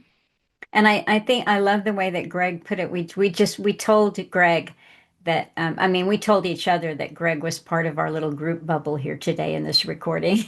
but but I like how he describes spirit then as the love which keeps the group being that trinity, that tripart nature of God moving around in the dance. So it's a cool And thing. one other thing I wanted to add as well about yielding and is that when I've been reviewing and revisiting some of these and like recent chapters and chapters of Perelandra, one of the things that I see in Ransom's journey is and his becoming, because he's yeah, of course, going on this incredible journey and having these amazing experiences, figuring out his place and what he has to do and what he's called to do. And in the first book, he has to yield to Oyarsa, the Archon of Mars, Hmm. because he resists it. He talks about how, oh, I called you here when you first arrived and you didn't come, and now your best friend's dead, kind of thing. And he eventually yields and gives in to the calling. And then in this book, he kind of goes into the depths and is reborn. Quite literally, he gets Hmm. dragged down into the cave and then gets reborn on the mountaintop and nursed back to life by Venus, right? And one of the things that one of the sections that really resonated with me is when he's struck by the awesomeness of, for example, the king and queen of Venus when they Hmm. arrive at the end for the ceremony, the handing over, where they become the king and queen of the planet, and the Archon steps back or gives it to them, and he just falls to his feet, and he just yields. He just yields to that beauty and power and love and truth and all those other words that don't do it justice for what it is. And that's a very key part of it. And it's what you and Greg talked about as well. There was a part about yielding to the truth of who you are, warts and all, your weaknesses, acknowledging those and recognizing them, being honest about them, and starting from that point, because as you talked about in discussion, and that Alan has said, it's like it's the broken people with the cracks into which the in the Christian term the Holy Spirit would come. And so, but if you're just constantly putting on a brave face and a stiff upper lip and no, everything's fine and I'm okay, and never opening up and acknowledging the difficulty or the struggle or the weakness or the pain or the ways in which you are lacking or sinning, missing the mark, then it's and you're not yielding to the truth of that, then it can be hard to get on the path to individualism, I think. Um, Hmm. I hope that makes sense. It's because in the Christian sense, and C.S. Lewis and Greg's contribution here, that what we're talking about becoming an individual is being born again into spirit. It's that simple. And you can't do that for another person. Right. You can't. That happens for them, and it's a great mystery. But you can, open up to another person, and in the opening up, um, to fully give yourself to the conversation, to fully give yourself to your wife or Hmm. your son or wherever you find yourself, that is that's the bed in which the amazing changes can happen. And it reminds me of another thing that you said, and I hope you don't mind me quoting it because it was in our conversation sort of offline and privately, but you said something about um, striving to love everything that isn't unman. Uh, and I just thought that phrase was wonderful, just really good because it's not only about appreciating and loving those who are doing a better job than you at being honest or truthful or whatever the qualities are. It's also about loving those who are trying and who maybe don't deserve it, who not that they don't deserve it, but who you might feel like, oh, that, I don't feel like loving that person, or being charitable to them or giving them the time of day. So I loved that phraseology of everything that isn't unman. If it hasn't sold itself, if the person hasn't sold themselves to the dark side or the bent one, or just given up their individuality totally, then they are deserving of love and patience and kindness and compassion and all those wonderful things that we are gifted with being able to embody and enact in this reality. So that was a really good phrase. I like that one. Yeah, that to me, the whole concept of, the fact that it was okay for him to kill the unman. This was very important, and it sort of made a lot of what Alan said about psychopaths and how important it was to study and understand psychopaths or understand the evil. It gave me more clarity around that because for people who are not psychopathic, for people who are men and not unmen, we tend to we suffer too long with unmen. We don't recognize it, we don't call it Hmm. for what it is, and I think that this was important and something I've considered a lot. Um, the I'm gonna post something here. It could be heavy going if you don't like the um, theological terms and so forth, but this was the piece that Greg wrote about Bonhoeffer because there is an idea that he writes about here that you can be good and you can be for others. And he said that, that being good and being for others can come from a place in which there is no love, because love is a complicated thing. It's complex. It's simple and it's complex. So think about it. Philanthropists who are always telling us how to live from Rockefeller on down, Hmm. they love humanity, right? Look at all their Yeah. charitable works. But you even see this on the smaller level. So to really open up in a love that sees what is, that takes all of you. That takes your full participation in the relationship. Well, I hope that you do a great coverage, have a great time with your the next book that you're about to launch into in 5 minutes, and send me a link. Yes, I will. Yeah. We've got a little just informal. So what we do an hour of informal, unscripted dancing, let's call it. There's no plan for this first hour, and then at the top of the hour, we have a little book club session. People are free to stay on the call and listen live, and I encourage people to interject. But so far, people seem to just like listening to me do the reading and the ranting. But yeah, so that'll be the format. Just an hour of meeting, spending time together, and then an hour and a half after that of book reading. But yeah, thank you very much. I'll send you a link. No problem. I'll get that to you right away. Okay. Well, I have enjoyed this. I went, as you can see from all my post-it notes and writing, and I went into this fully. I fully related to the material. And I'm looking forward to, I think that hideous strength is going to be a biggie for us because I think we're going to get some of these concepts, but we're going to go into the whole world in which we find ourselves now, which is artificial intelligence and robotics and uh, the ugly parts of science.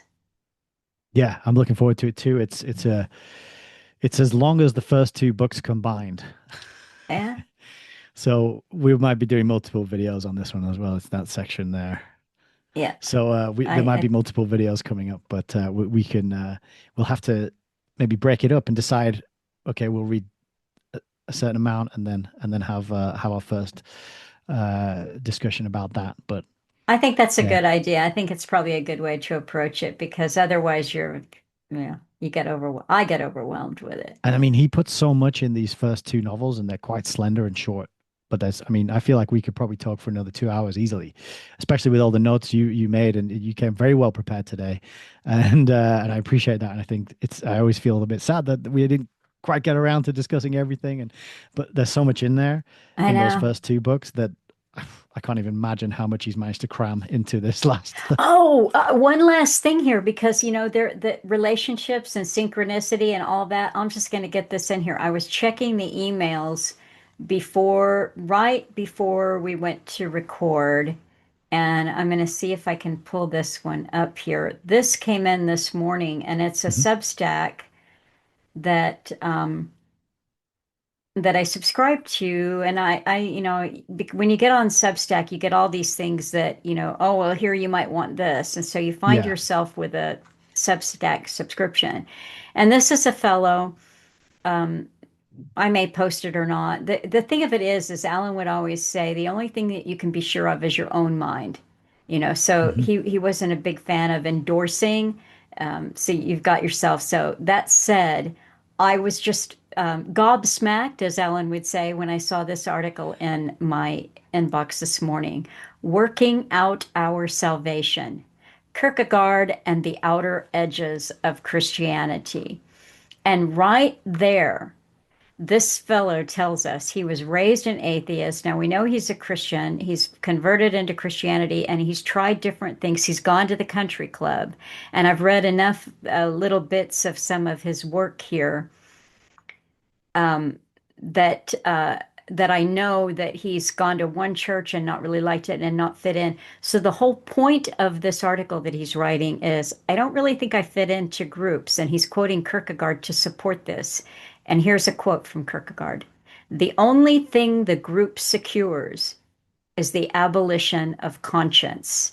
And it's one quote after another about the importance of, in this process, maintaining your individuality. So, Fantastic. yeah.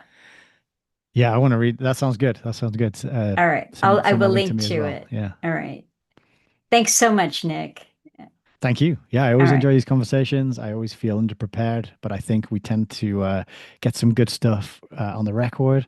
And for people reading along, it's wonderful to have you along for the ride. And yeah, thank you so much for kicking this off by inviting me to read Animal Farm a year ago. Yes, I'm glad I did. This is fun. It's a real highlight, and I have to say that you I always feel challenged by these conversations to bring the receipts, as they say. So, Yeah, that's it.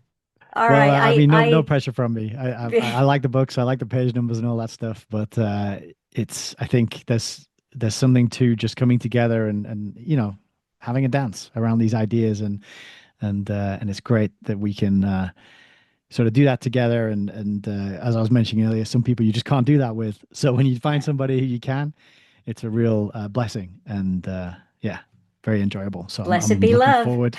Blessed be love. Nice. Yeah, exactly. All right, I don't have anything lined up for next week, so I have no idea what will be happening, but there'll be something.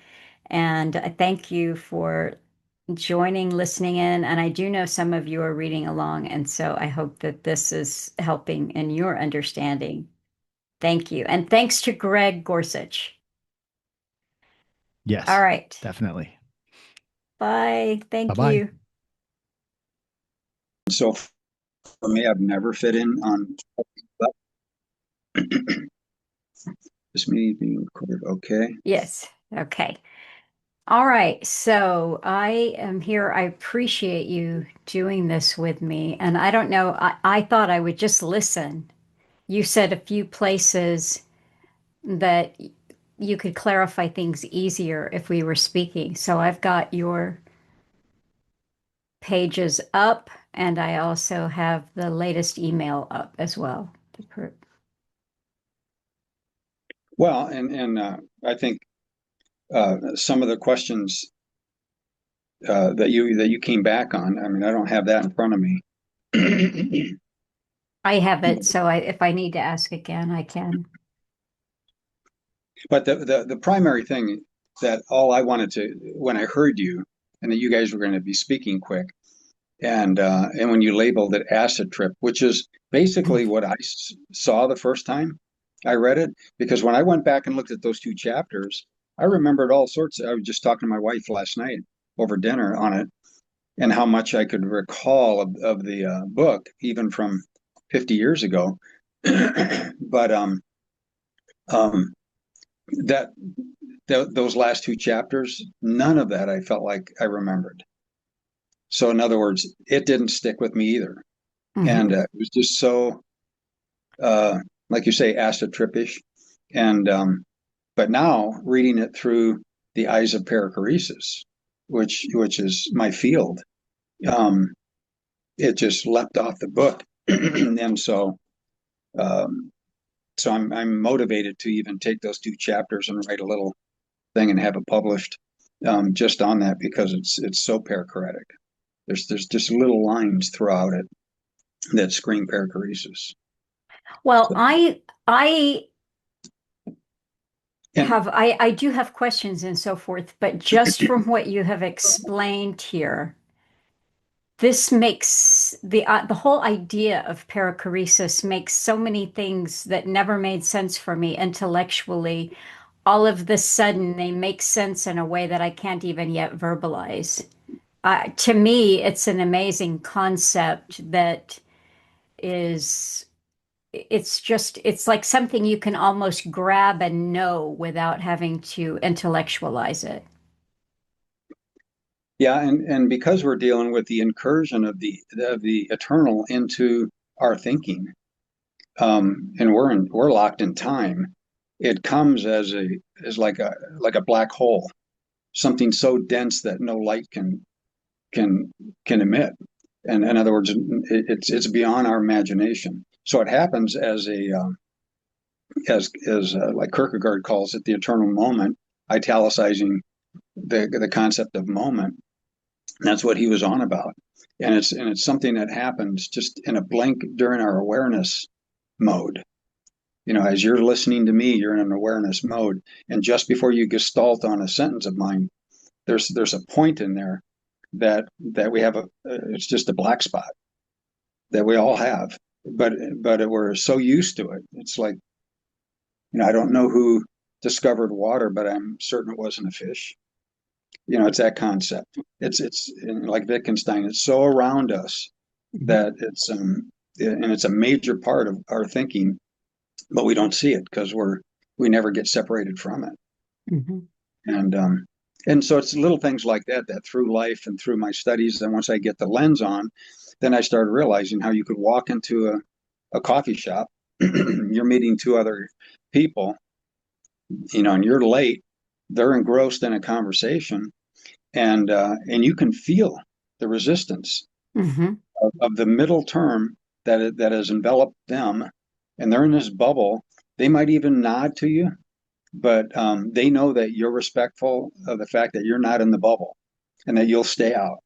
And so there's this tangible, visceral thing that emerges when two people come together, and or a group comes together. That whole group think, that the mob mentality, Mhm. um, where we give ourselves to that sort of a thing, and that's where Kierkegaard and I saw that in Alan right away. That he knew the individual, and the fact that he went for that one book, that Jung impresses um, that it's the one thing that Christianity brings to the table that nothing else does. Mhm. I was at the office putting together orders and I grabbed off the shelf, and Alan may have another copy, but I grabbed this because I don't know if I'll even have time to get into. And then I noticed that my copy's falling apart. But a lot of the notes that I made inside here are, I mean, they almost apply to the perichoresis. I mean, I just randomly opened it up to this page. It's my copy, page 70. And he says these biological considerations naturally apply also to Homo sapiens. He's talking about archetype, who still remains within the framework of general biology despite the possession of consciousness, will, and reason. The fact that our conscious activity is rooted in instinct and derives from its dynamism. And dynamism is change, activity, and I can visualize that perichoresis idea there, as well as the basic features of its ideational forms, has the same significance for human psychology as for all other members of the animal kingdom. Now, here he talks about something, and I want to see if I'm learning this correctly from you. He says human knowledge consists essentially in the constant adaptation of the primordial patterns of ideas that were given us a priori. That a priori almost feels like what you're talking about there, be in before, that we work with the eternal so that before the happening we can influence it. Yes. Yeah. Yeah. And then I think what he's leaning on a little bit on the a priori there too is that there's an emergence of when two people come together, that's a specific thing that's unique to them, um, specifically, and it's aiding in the communication, and there are our whole history that's there. I don't know if you've if you know much on Sheldrake, you know Oh on my goodness. Oh my God. on I the was on the just about to bring up Sheldrake to you. yeah. Yeah, I mean what he's dealing with now. He doesn't know perichoresis, but Right. he's damn close to the whole thing. Oh, anyway, I can't remember the term, but you will know it. I can't find it right now, but Sheldrake has an explanation for the The para. morph, yeah, the morphic resonance. Yes, that's it. Yeah, yeah, and the morphic resonance is just nothing but our, it's a spirit that has emerged over the evolution of a species that and and uh, and for most, like a dog. I've got a dog that's a little Westie from Scotland, and and the first time it went after a rat, I go, how does it know how to do that? It's so good at it, and we were hunting rats in our basement at one point 5 years ago, and I just couldn't believe how good it was. That's instinct. Where does that come from? It's never been taught that, but it's there, and it pulls from that morphic resonance. And in humanity, we're looking at something that we were trying to pull away from that, to the point where we have our own spirit, as a whole, which the animals are still linked to each other more. I mean, we have it. It's why, like that Old Testament passage, that the sins of the father are passed on 3 generations. In other words, I think it's speaking to that sense that they had of morphic resonance that's pulling. And but with humanity, we're getting more and more distinct in our bubble, so that when we come together, it's created. I don't know if you've ever had anything happen to you that's kind of mind-blowing, whatever, and then you go to tell, like for me, a spouse. I'll mention it to Cheryl, and then as you're doing it, you're reliving it, and and you're re-experiencing the same thing, but only slightly different because of who I'm with. And then I'll turn right around, pick up the phone, and call my best friend and say, "Guess what just happened? I just saw this." And as I'm delivering kind of the punchline, the gestalt moment, I re-gestalt and I see something in the moment that I didn't even get in the original moment. And that's because of the new matrix I'm within that bubble. And so there's an independence within each human being because of the whole thing that happened with Christ, towards the end, and how he was with God and got yanked away from it at the very end. He's the one that created this space in humanity for our own little eternities, for Can our you? own little. I was struck by that in your writing. Can you explain that a little bit more? He was always with God here in that presence, but at the final hour, there's a separation, and that separation allows for us to experience the same thing he experienced here.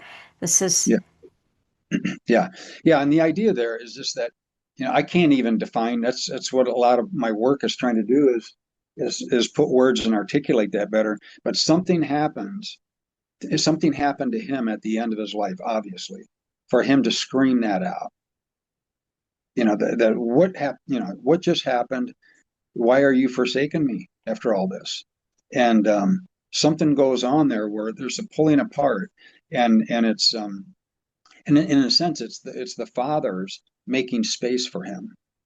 But that union that had been there, that had never been broken because there was no sin, got broken, got separated, and he panicked, if you want to call it that. It's the closest thing that he ever had to fear, I think. would you And this is a kind of a random thought that popped in my head, but could that be likened to what a sin eater might go through at the moment of absorbing someone yeah, else's sins? yes, oh, definitely, because you're creating, you're basically going into his world. Um, uh, did you? Let me see. Patch Adams. Remember that movie? Did you ever see that one, Patch Adams? I don't think I ever saw it. Okay, well, it's based on a true story of a doctor, and he has this ability to go in with severely autistic people Hmm. and kids and whatnot, and he's brought them into human connection where they were completely resistant to that. They could be in the room with the mother, the father, and they don't even know you're there.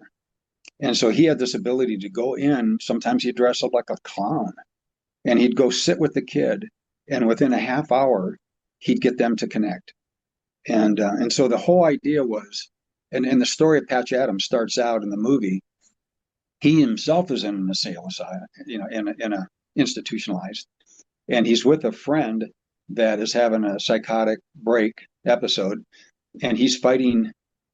He's got his bed turned on its side, and he's fighting squirrels, the attack of the squirrels, and so Patch sees this, and he joins into his world with that, and he starts to fight the squirrels with him, and together they defeat it. In other words, he joins his world, his psychotic world. That's the only place that that guy exists at that time. And so you go in, you meet him. This is nothing more than Christ incarnating into our lives at whatever level we're at in our progression. And he does that. And then slowly but surely, there's these moments of just of bringing that person, nursing that person back to um, health, psychic health at that point. And but he comes in and grabs us. In other words, he eats our sin. He goes in there, goes psychotic with us, and pulls us back out. And this is nothing more than what the first person that ever requested that of God was Jacob. And then therefore the title of my book, in that he goes in, unlike Abraham, who just goes, sure, kill my kid, I'll do it. Doesn't say anything. Doesn't say anything to his wife, to the kid, just grabs him and heads up the hill, ready to slice his throat. That's a Son of Sam move. And he doesn't complain. He just does it. The power of God is so powerful. That's the first aspect, that female aspect of opening up, which he was doing. And God could speak to him with such power that became reality. And it's just like my experience is more real than my wife is, that I had a long time ago. It's just that powerful. But Jacob was the first one that went, I still want my blessing. And against everything that theologically he knew, ethically he knew, he suspended, as Kierkegaard said, he suspends the teleological or the ethical, and he just asks for this gift that he has no right to ask for, and God sits back and goes, my God, what balls. He just goes, he said, this is what I've been looking for. Somebody that's capable of growing into friendship with God rather than certitude. And so that's the progression we're all on, is that weaning, and he eats our sins. He comes down and relates to us at whatever level. But every time we birth into a new level, he can't be the one that provokes us or plans it or strategizes it. It's got to be us. And I tell a story about. Let me see. I don't know if I didn't write that to you. I have a story in the book that's coming out now, where I call it the prodigal, because it's about the prodigal son. But I have a section in there about the prodigal daughter, where my daughter's 5 years old, and I'd been used to coming home from school and work and whatnot, and getting on the kind of mental floor and wrestling with her. And you know what a 5-year-old's like. It's just, why? No. It's just, they're developing ego, and that whole thing's going on. And I find myself in one of her, and you enter her world to do this. And so I'd learned a long time ago to wrestle with her in 3-year-old ease, which is the transformation that all of us go through at 3 years old. Well, we go through another one at 5. And I found myself with this 5-year-old, all of a sudden I'm on the mat. And I'm going, she just because you're 3 and she's 5. And she's 5.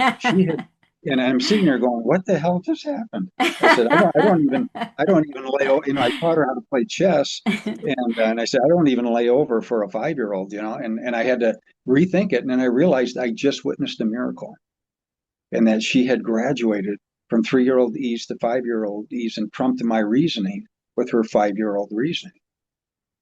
And that's nothing more than what Jacob was doing.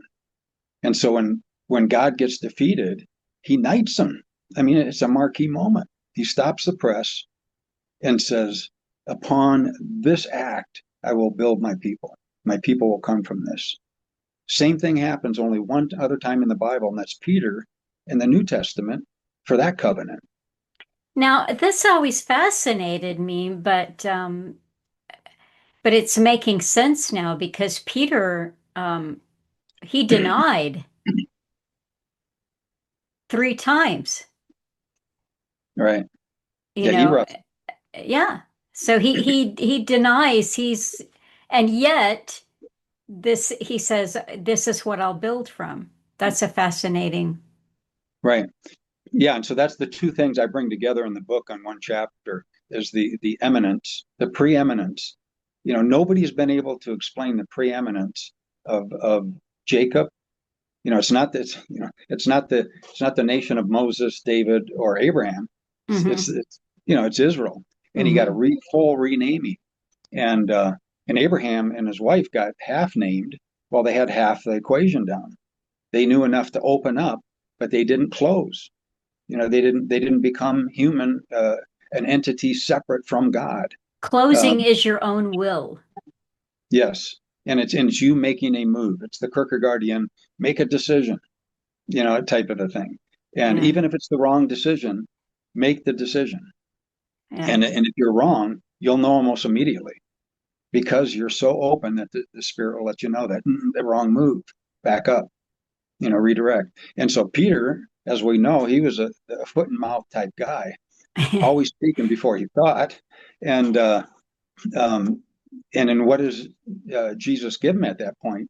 He stops and says, "Upon this I will build my church," and he says, in that mind frame, in that state of faith, whatever you bind or loose on earth will be bound and loose on heaven. Now, in other words, now we're co-creators in that respect. But you don't get to that point unless you have that radical openness, that female thing inside you that just receives totally. And you already know, I think you got that from my talk, that I'm more Jungian when I speak of male, female, and that's the same thing in Perelandra. That he goes out of his way. That completely went by me the first reading. I didn't have any clue and so I just didn't really see it.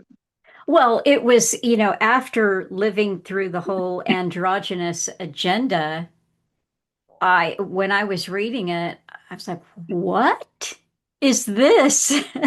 This is just so bizarre. Out of nowhere, it appeared. Now, I was rereading that section last night, and it already makes more sense to me. It makes a lot more sense to me. First of all, he's a linguist, and so he's very steeped in words and concepts having a masculine and feminine quality.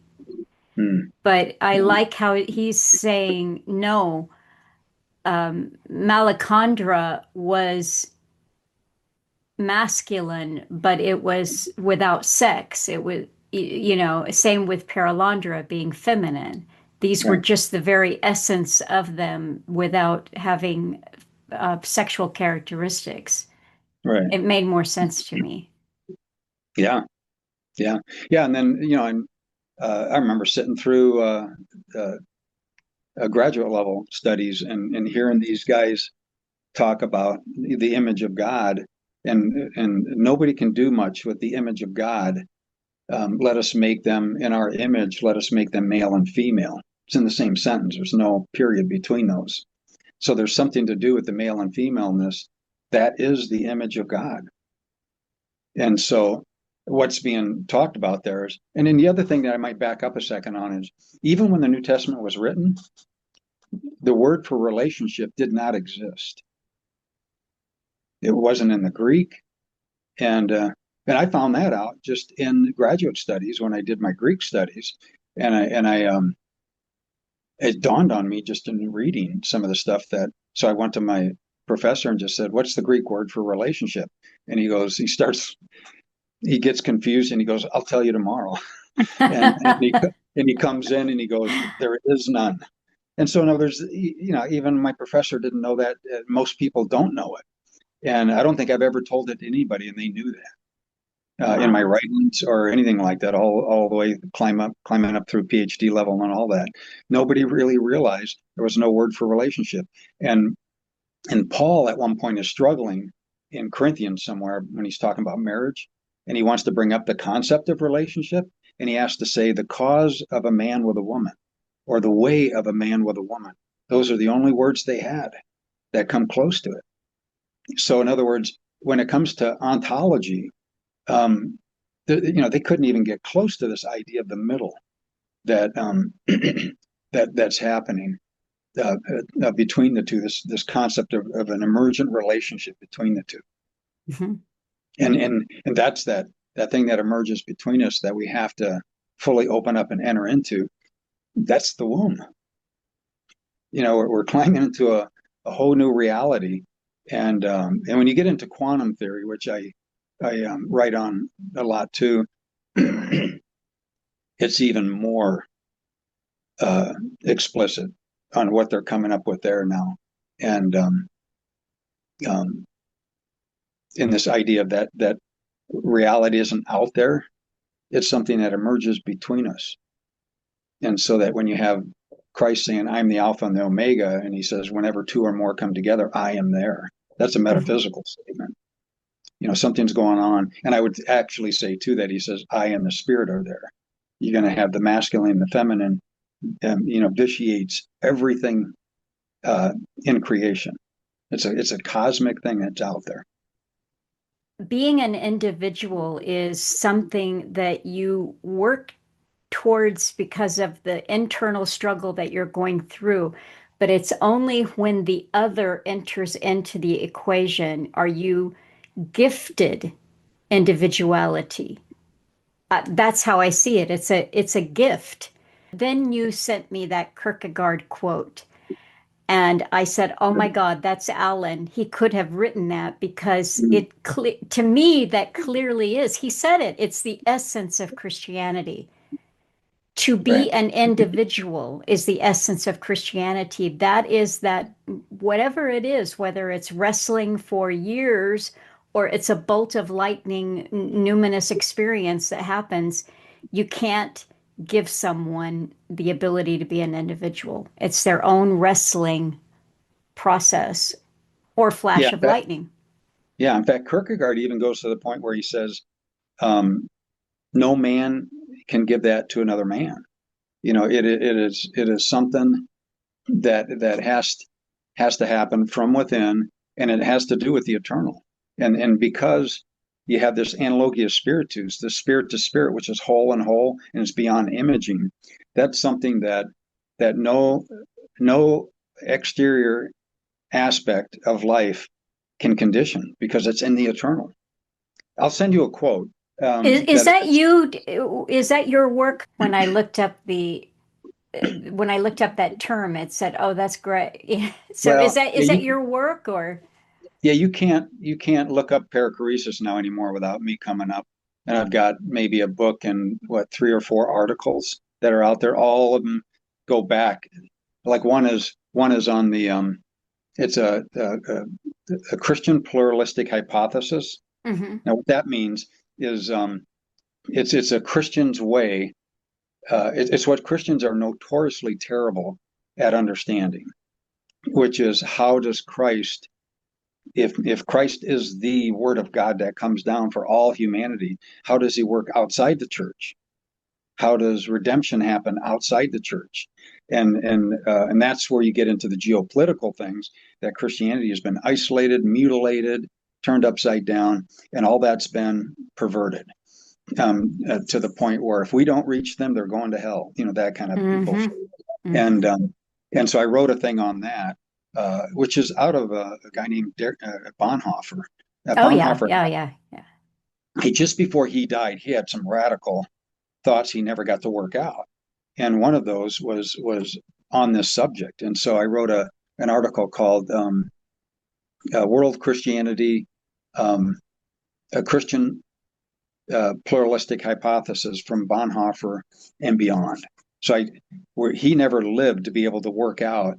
He wrote an outline to it, and that's in Prison Letters. Mm-hmm. But he never lived.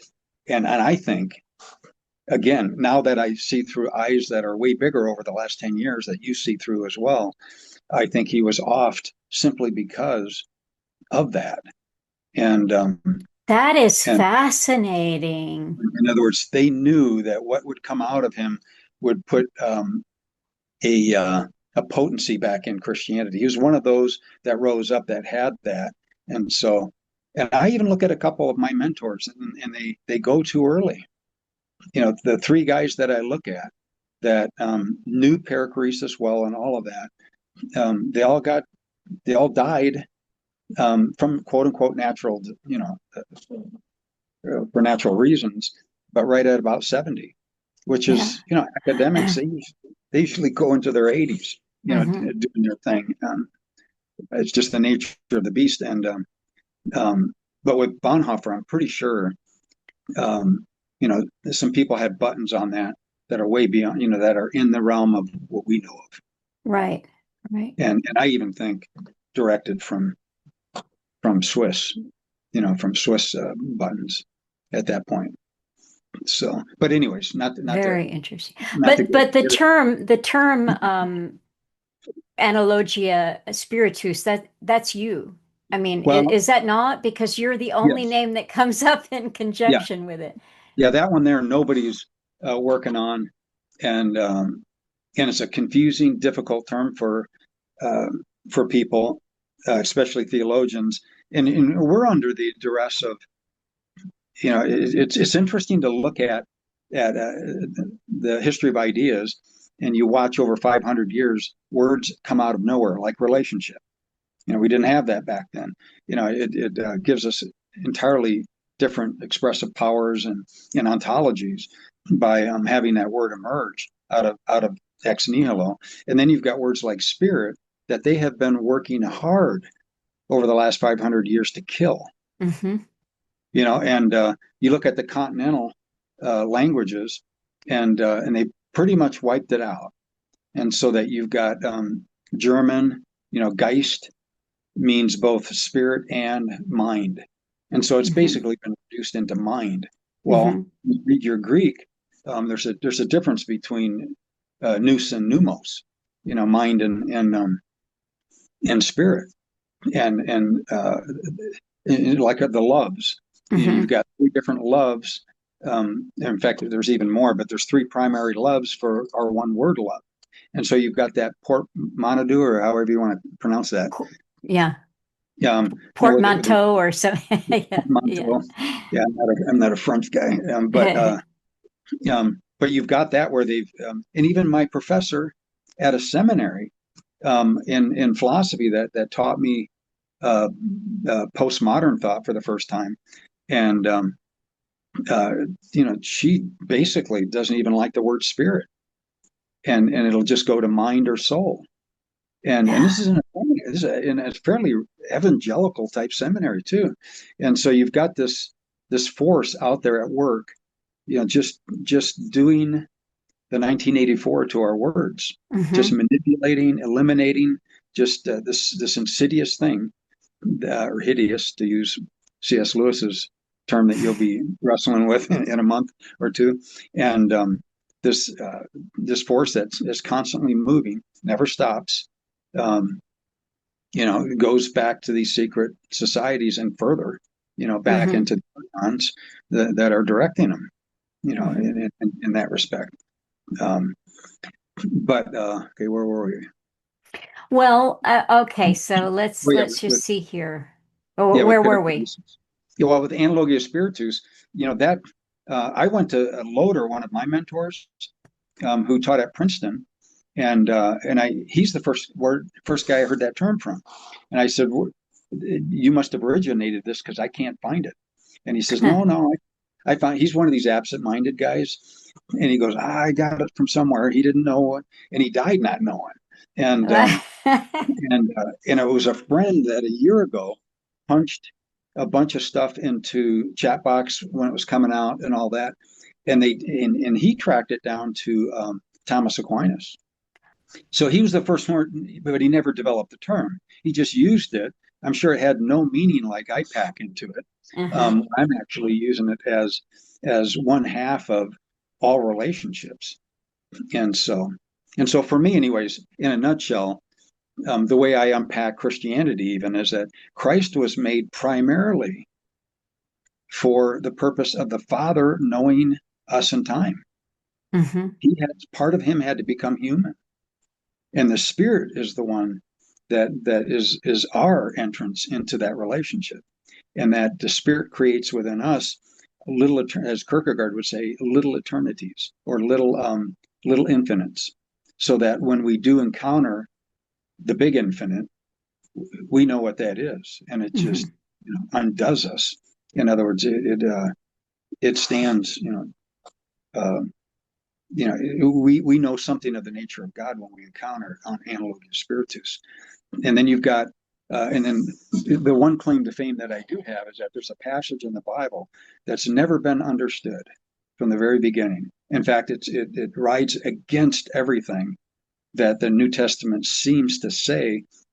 And even in my undergraduate, within a year or two of becoming a Christian, fighting with all the Bible and all these people teaching it, I had the answer to that passage, and that's the one where Jesus has just done a miracle, and he and the elite are there, the intelligentsia, the Pharisees and scribes and all that. They see it, and they say he's doing that through the power of the devil. Of the devil. Yeah. And then he goes, whoa, and he sees something way deeper going on. And he says, you can blaspheme me, the Son of God, Jesus Christ. You can blaspheme me, and it will be forgiven in this age and the age to come. And he said, but you cannot blaspheme the Spirit. Okay, this is really important for me because Alan told me this, but he never explained it. I don't know if he just dropped it there for me to figure out later. But because Alan said different things about the Trinity. In his book, right there in his book, he talks about the deviant perversion of a one creator broken into a Trinity. And he shows all the ways that Trinities have been created. At the same time, he talks about the Trinity of body, soul, spirit. Yes. And he says that this is the true Trinity, that this is the animating force reaching out that animates us, reaching out to find your true soulmate, which is your spirit. So I asked him a few questions about the Trinity, and mostly he would just kind of blow me off. But he did say it's the one unpardonable sin Right. to blaspheme the Spirit, but he never would explain it to me. Yeah. And see, for me, that's like when I come down to the I don't know what in theology they call it, the soteriological criterion, the human. What is it that we play in our own part of redemption? And I think it's basically what him and Paul constantly said, which is, you cannot follow me unless you're willing to pick up your own cross. Mm-hmm. And so, in other words, I mean, they're pushing the feminine because, at that time in life, it's dripping masculine. It's all force. You don't get anywhere in the world without force. Mm-hmm. The idea of being open and vulnerable, to another, you do that back then and you don't live long. And, or if your husband does that as a family, you don't last long, in those cultures. And so he comes with the radicality of that. No, you have to pick up your cross. It's in weakness that you enter into strength. But you got to have that weakness first. In other words, that complete openness to the other, to being possibly transformed, your knowledge changed. See, Alan described it as brokenness. Sure. He said, in his own observations of people was that there was often a complete brokenness that allowed the opening to happen. Yes. Yeah. And in other words, it's a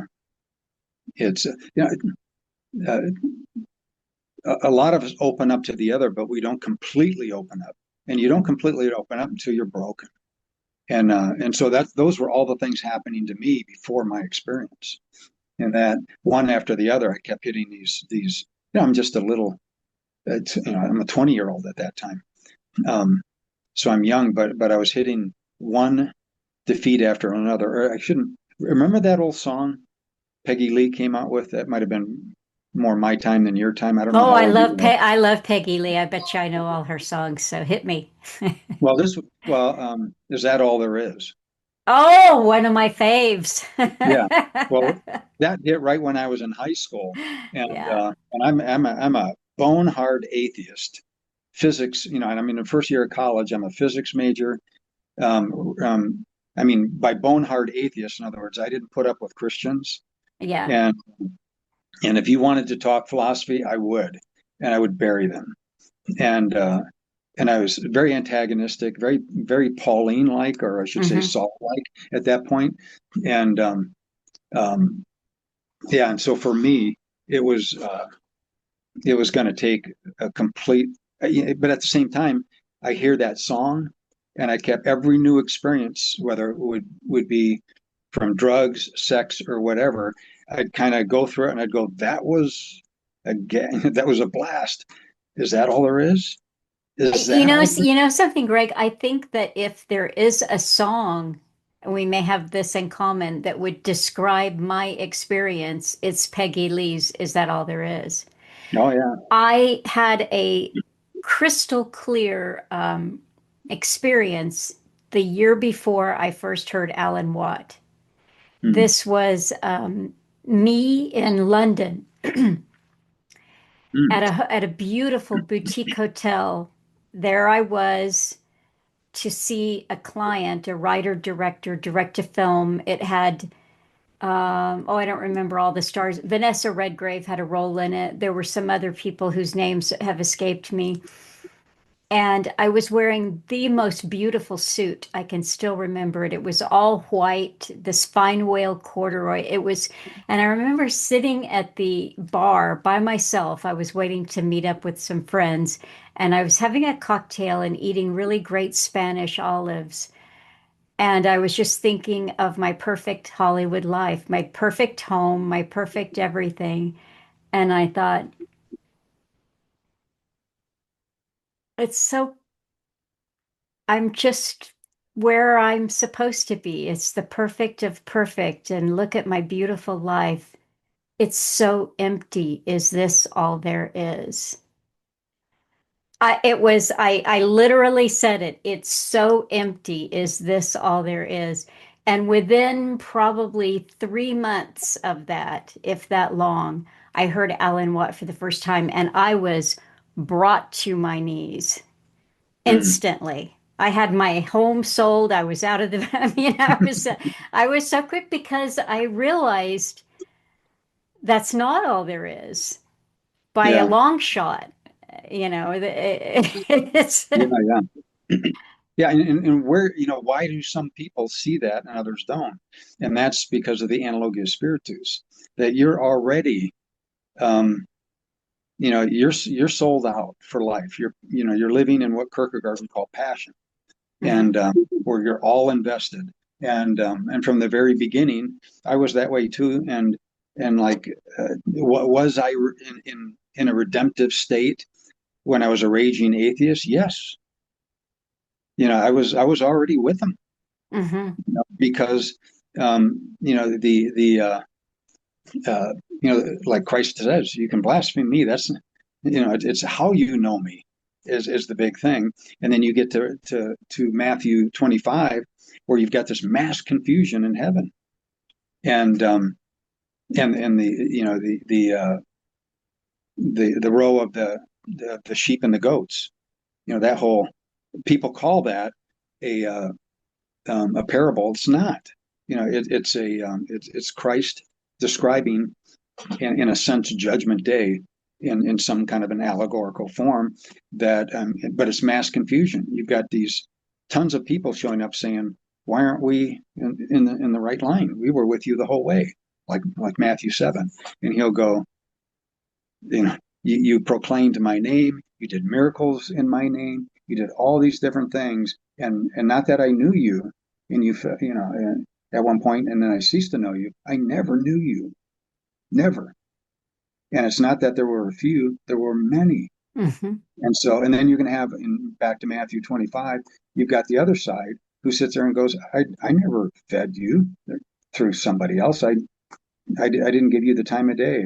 And Jesus goes, oh yeah, you did. You you were, I was, you were relating to me the entire time. That's that pre-reflexive thing of Analogia Spiritus that happens on every entrance into relationship. And that's what he sees, what we call just the heart, that he sees the heart. And he'll see through all that. And when judgment comes, if it comes that way, it's going to be one big mass confusion. Mm-hmm. Because we just color our greed with faith, quote unquote, Mm-hmm. all of that, and vice versa. And so I think all along, in fact, we were having a talk a couple years ago out on the back deck, and it's a bunch of guys.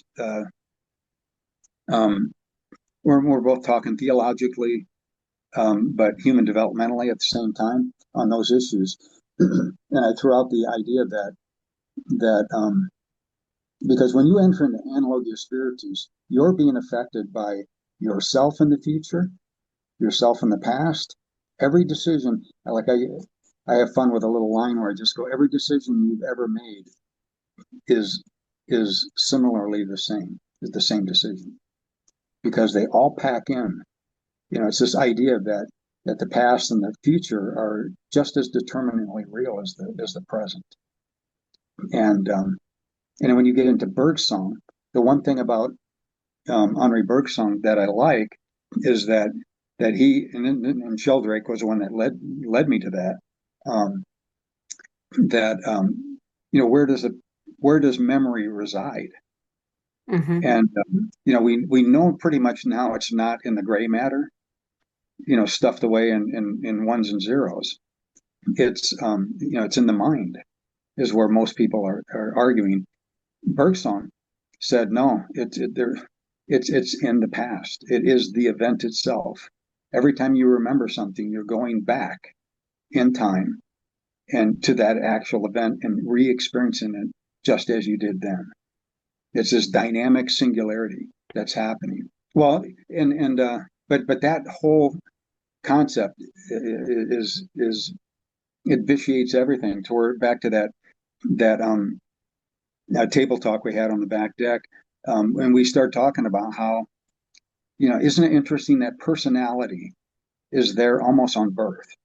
And I said it that way. And then we start talking about how early each one of us with our kids, we could see, that as soon as they were crawling, we could start to see the personality that fast forward, 5, 10 years, you saw emerge. But you saw it way back then. And so during this time, my wife is in and out, walking on the deck, going back to the kitchen, grabbing stuff, doing things. And she had just walked back in. And she says, "Oh, I can do better than all of that." And she goes, "I knew my 2 daughters' personalities right after breastfeeding them. They breastfed completely different. One was, suck me dry and in minutes, and the other dawdled, and loved the warmth, loved the relational thing. The other one, let me get it in, Okay, let me make it. Let me hazard a guess here. Yes. So the suck it dry and get it all is the event planner. No, yeah, you would think No? that. Yes, you would think that. No, she's the one that now the event planner is really good with people. And so, a lot of the dawdling was, I think she liked the warmth of being held and things like that. And she became more, we have 2 universities in the state, Washington University, which is the where the smart kids go.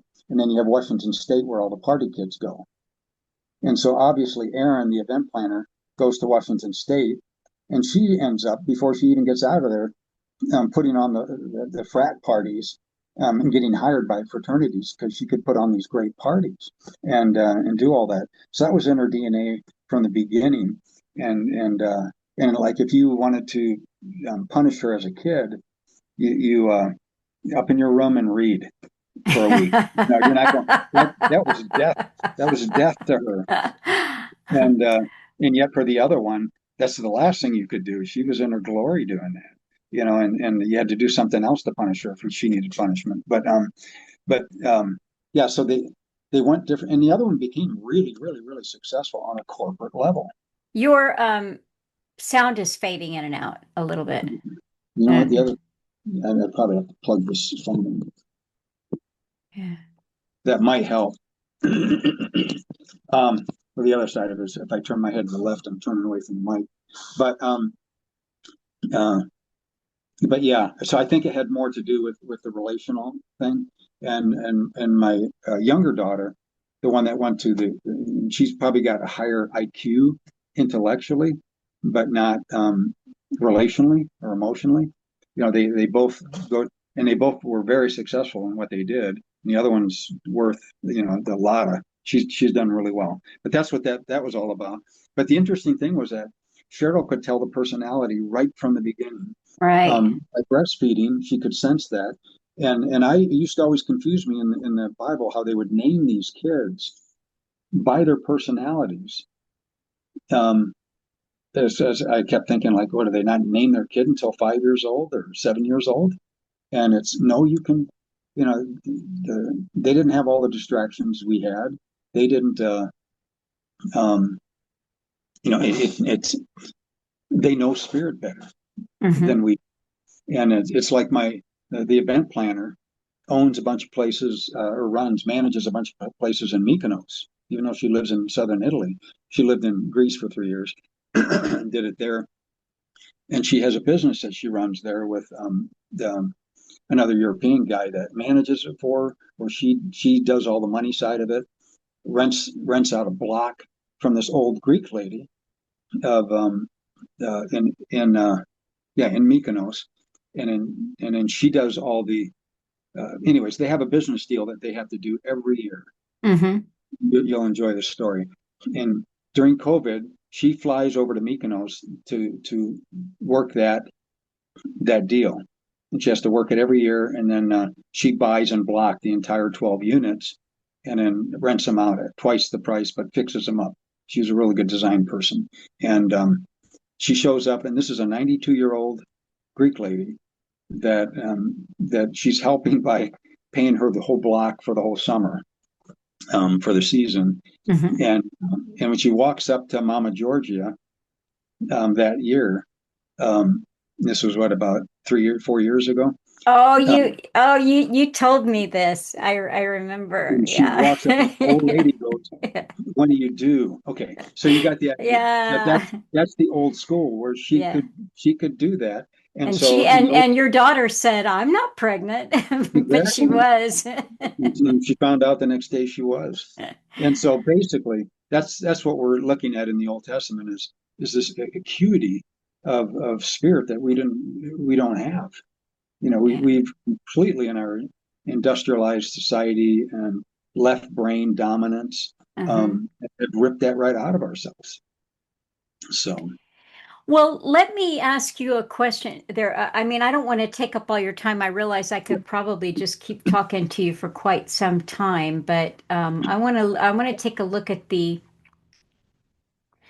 the email that you sent me. I think I understand this, the Father eternal and the Spirit eternal and the Son in time. And I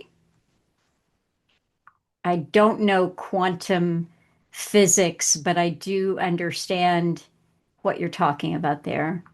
Then you said the idea of the third term of every relationship is Trinitarian. And I think you've explained that to me with the bubble. I can visualize that. It's you, me, and the relationship. right. And that really is wherever two or more are gathered. I can see that too because it, it's an instant.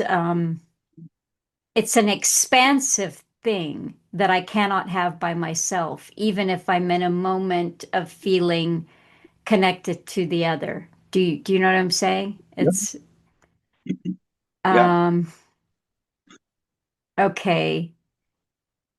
And It's the big thing for Perelandra is just that, you know, what I saw right away is when you said, and you had that, it was even an unfinished sentence, and you went, that was almost a Borgian, you know, like the Borg. And right. I went, yeah, as long as she sees that he's balancing that with individuality, and that there's a cycle going on. That Right. in all conversations you've got this individuality being maintained along with this kind of Vulcan mind melt, aspect that we're all thinking together. And it's not, and I've even stopped using that term Vulcan mind melt because it's not that. That's more like the Borg, but it's the idea that something between us is mediating so that we all understand according to our particularity, our uniqueness.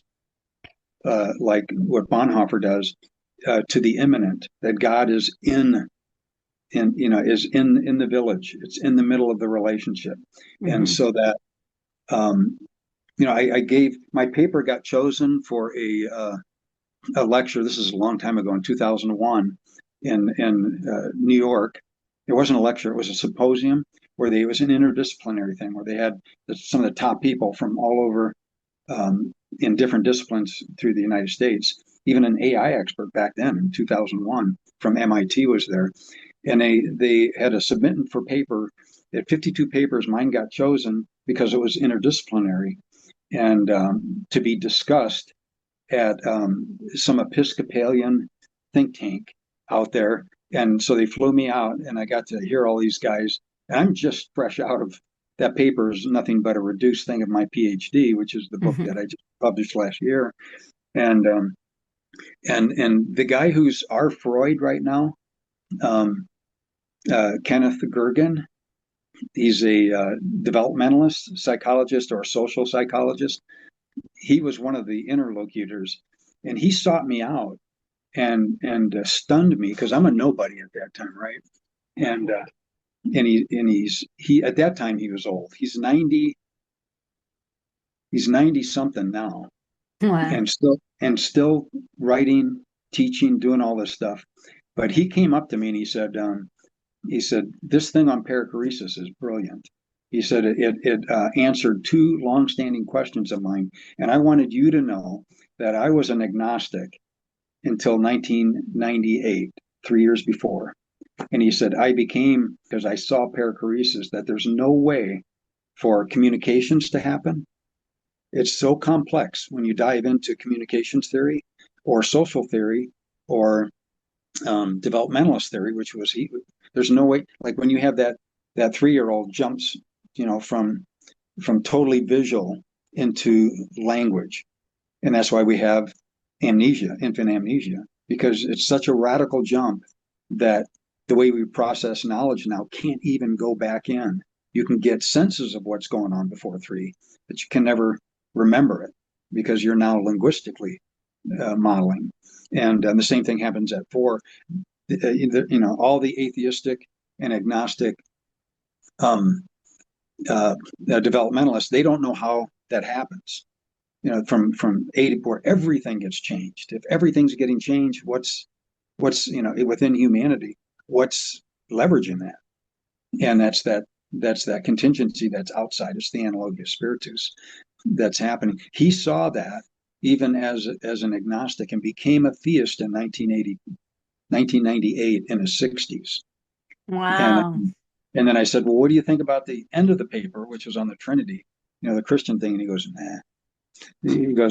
He says, no, I don't buy that, but the dynamics you're getting um, are stuff he's working on too, and every discipline of thought right now is crashing because of Greek dualism.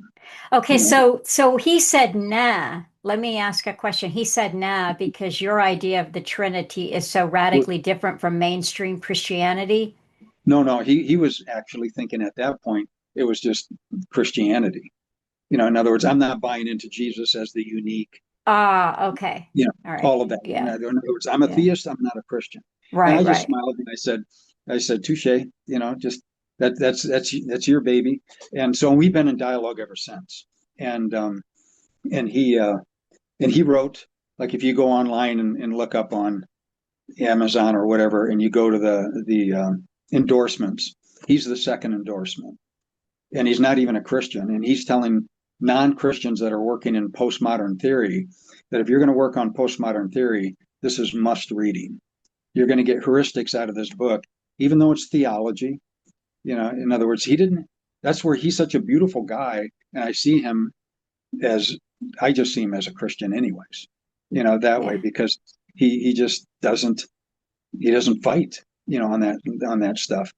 And yet Schotter, his buddy, that's one of the best communication theorists, died a hardened atheist the whole way, didn't want to hear it. And yet both of them had to come up with terms. One called it social poetics, and the other, Gergen, calls it the sacred, as to what is enabling these things that cannot happen as a materialism.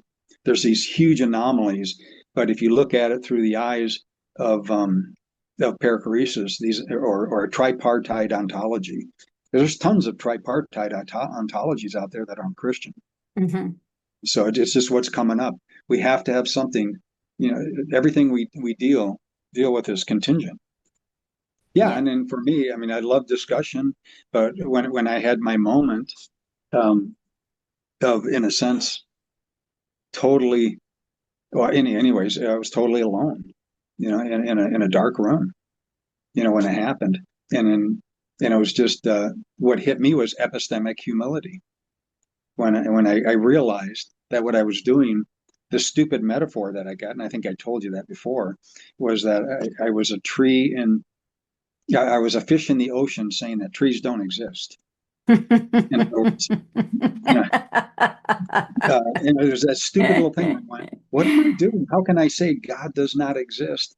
You know, and it was just in that break, that little crack in of epistemic humility that came into me. That was it. That's he had been waiting for forever for that, and Yeah. then he exploded, and something happened in the room. Well, I have a question about this, and I'm not sure that I have the words for it, but you have spent, since you had this experience, you've spent, more than 50 years studying, learning, Mhm. and thinking. This is how profound this experience was. And Right. obviously, you've had a lot of dialogue with people who think very differently than you do.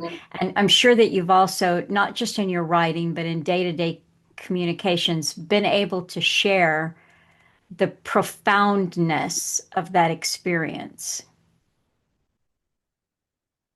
How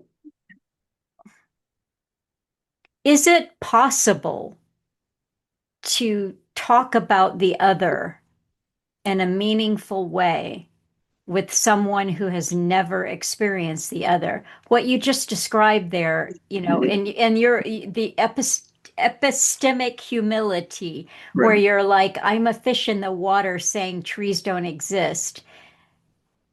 How have you been able to bridge that with people? Because you see, I see people who are like me.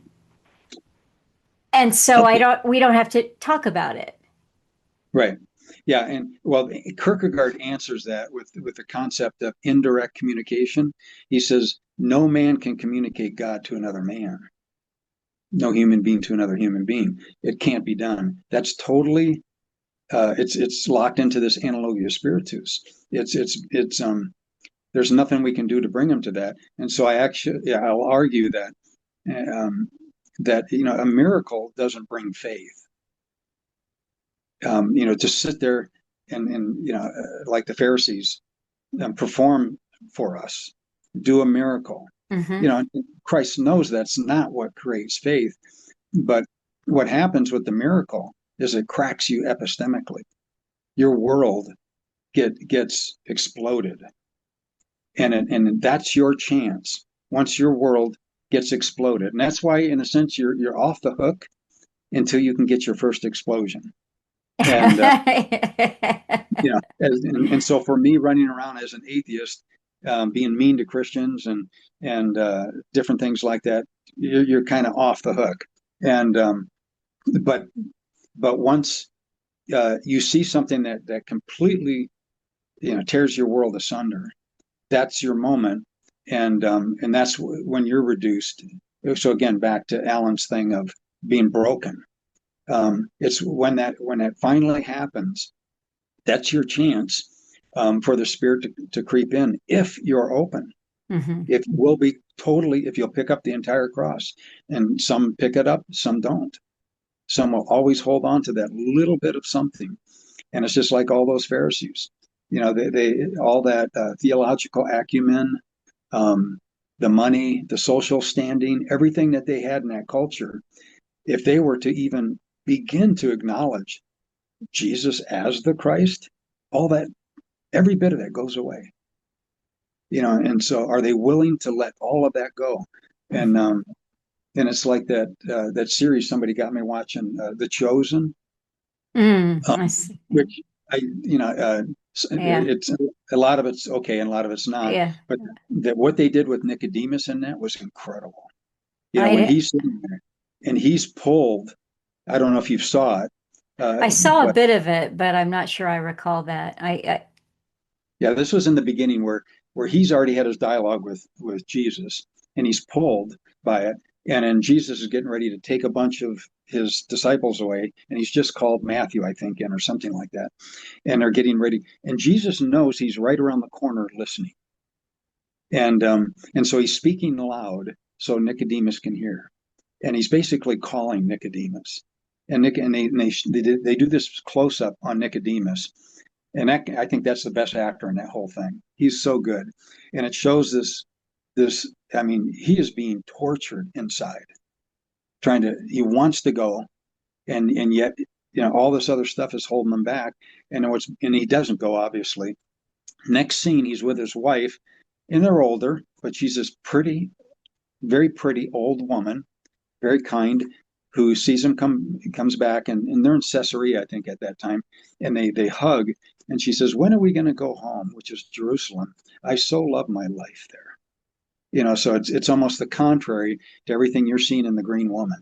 Like Mhm. what you said about the Green Woman was, I don't think that it ever hit me even the first time that this woman didn't really know the concept of comfort, Mhm. of security, all stationary, something we can hold down, and you were right on that, and I explained that yesterday to a whole group of theologians in the Zoom context, and and they had all read Perelandra, but none of them picked that up. And they sat there and going, "Yeah, that's right." And so, and I'm always teasing them with the geopolitical stuff, and they kind of just go, you know, whatever. We know who he is and what he does. And so, anyways, He's a good theologian, but he's a little kooky. yes, he's a little kooky on the geopolitical. Yeah, that's funny. Well, I don't want to keep you. All right. Thanks a lot. Say hi to Cheryl and thank you for your time. I appreciate it. Oh, I love it. Okay, All right. hang Bye. in. Bye.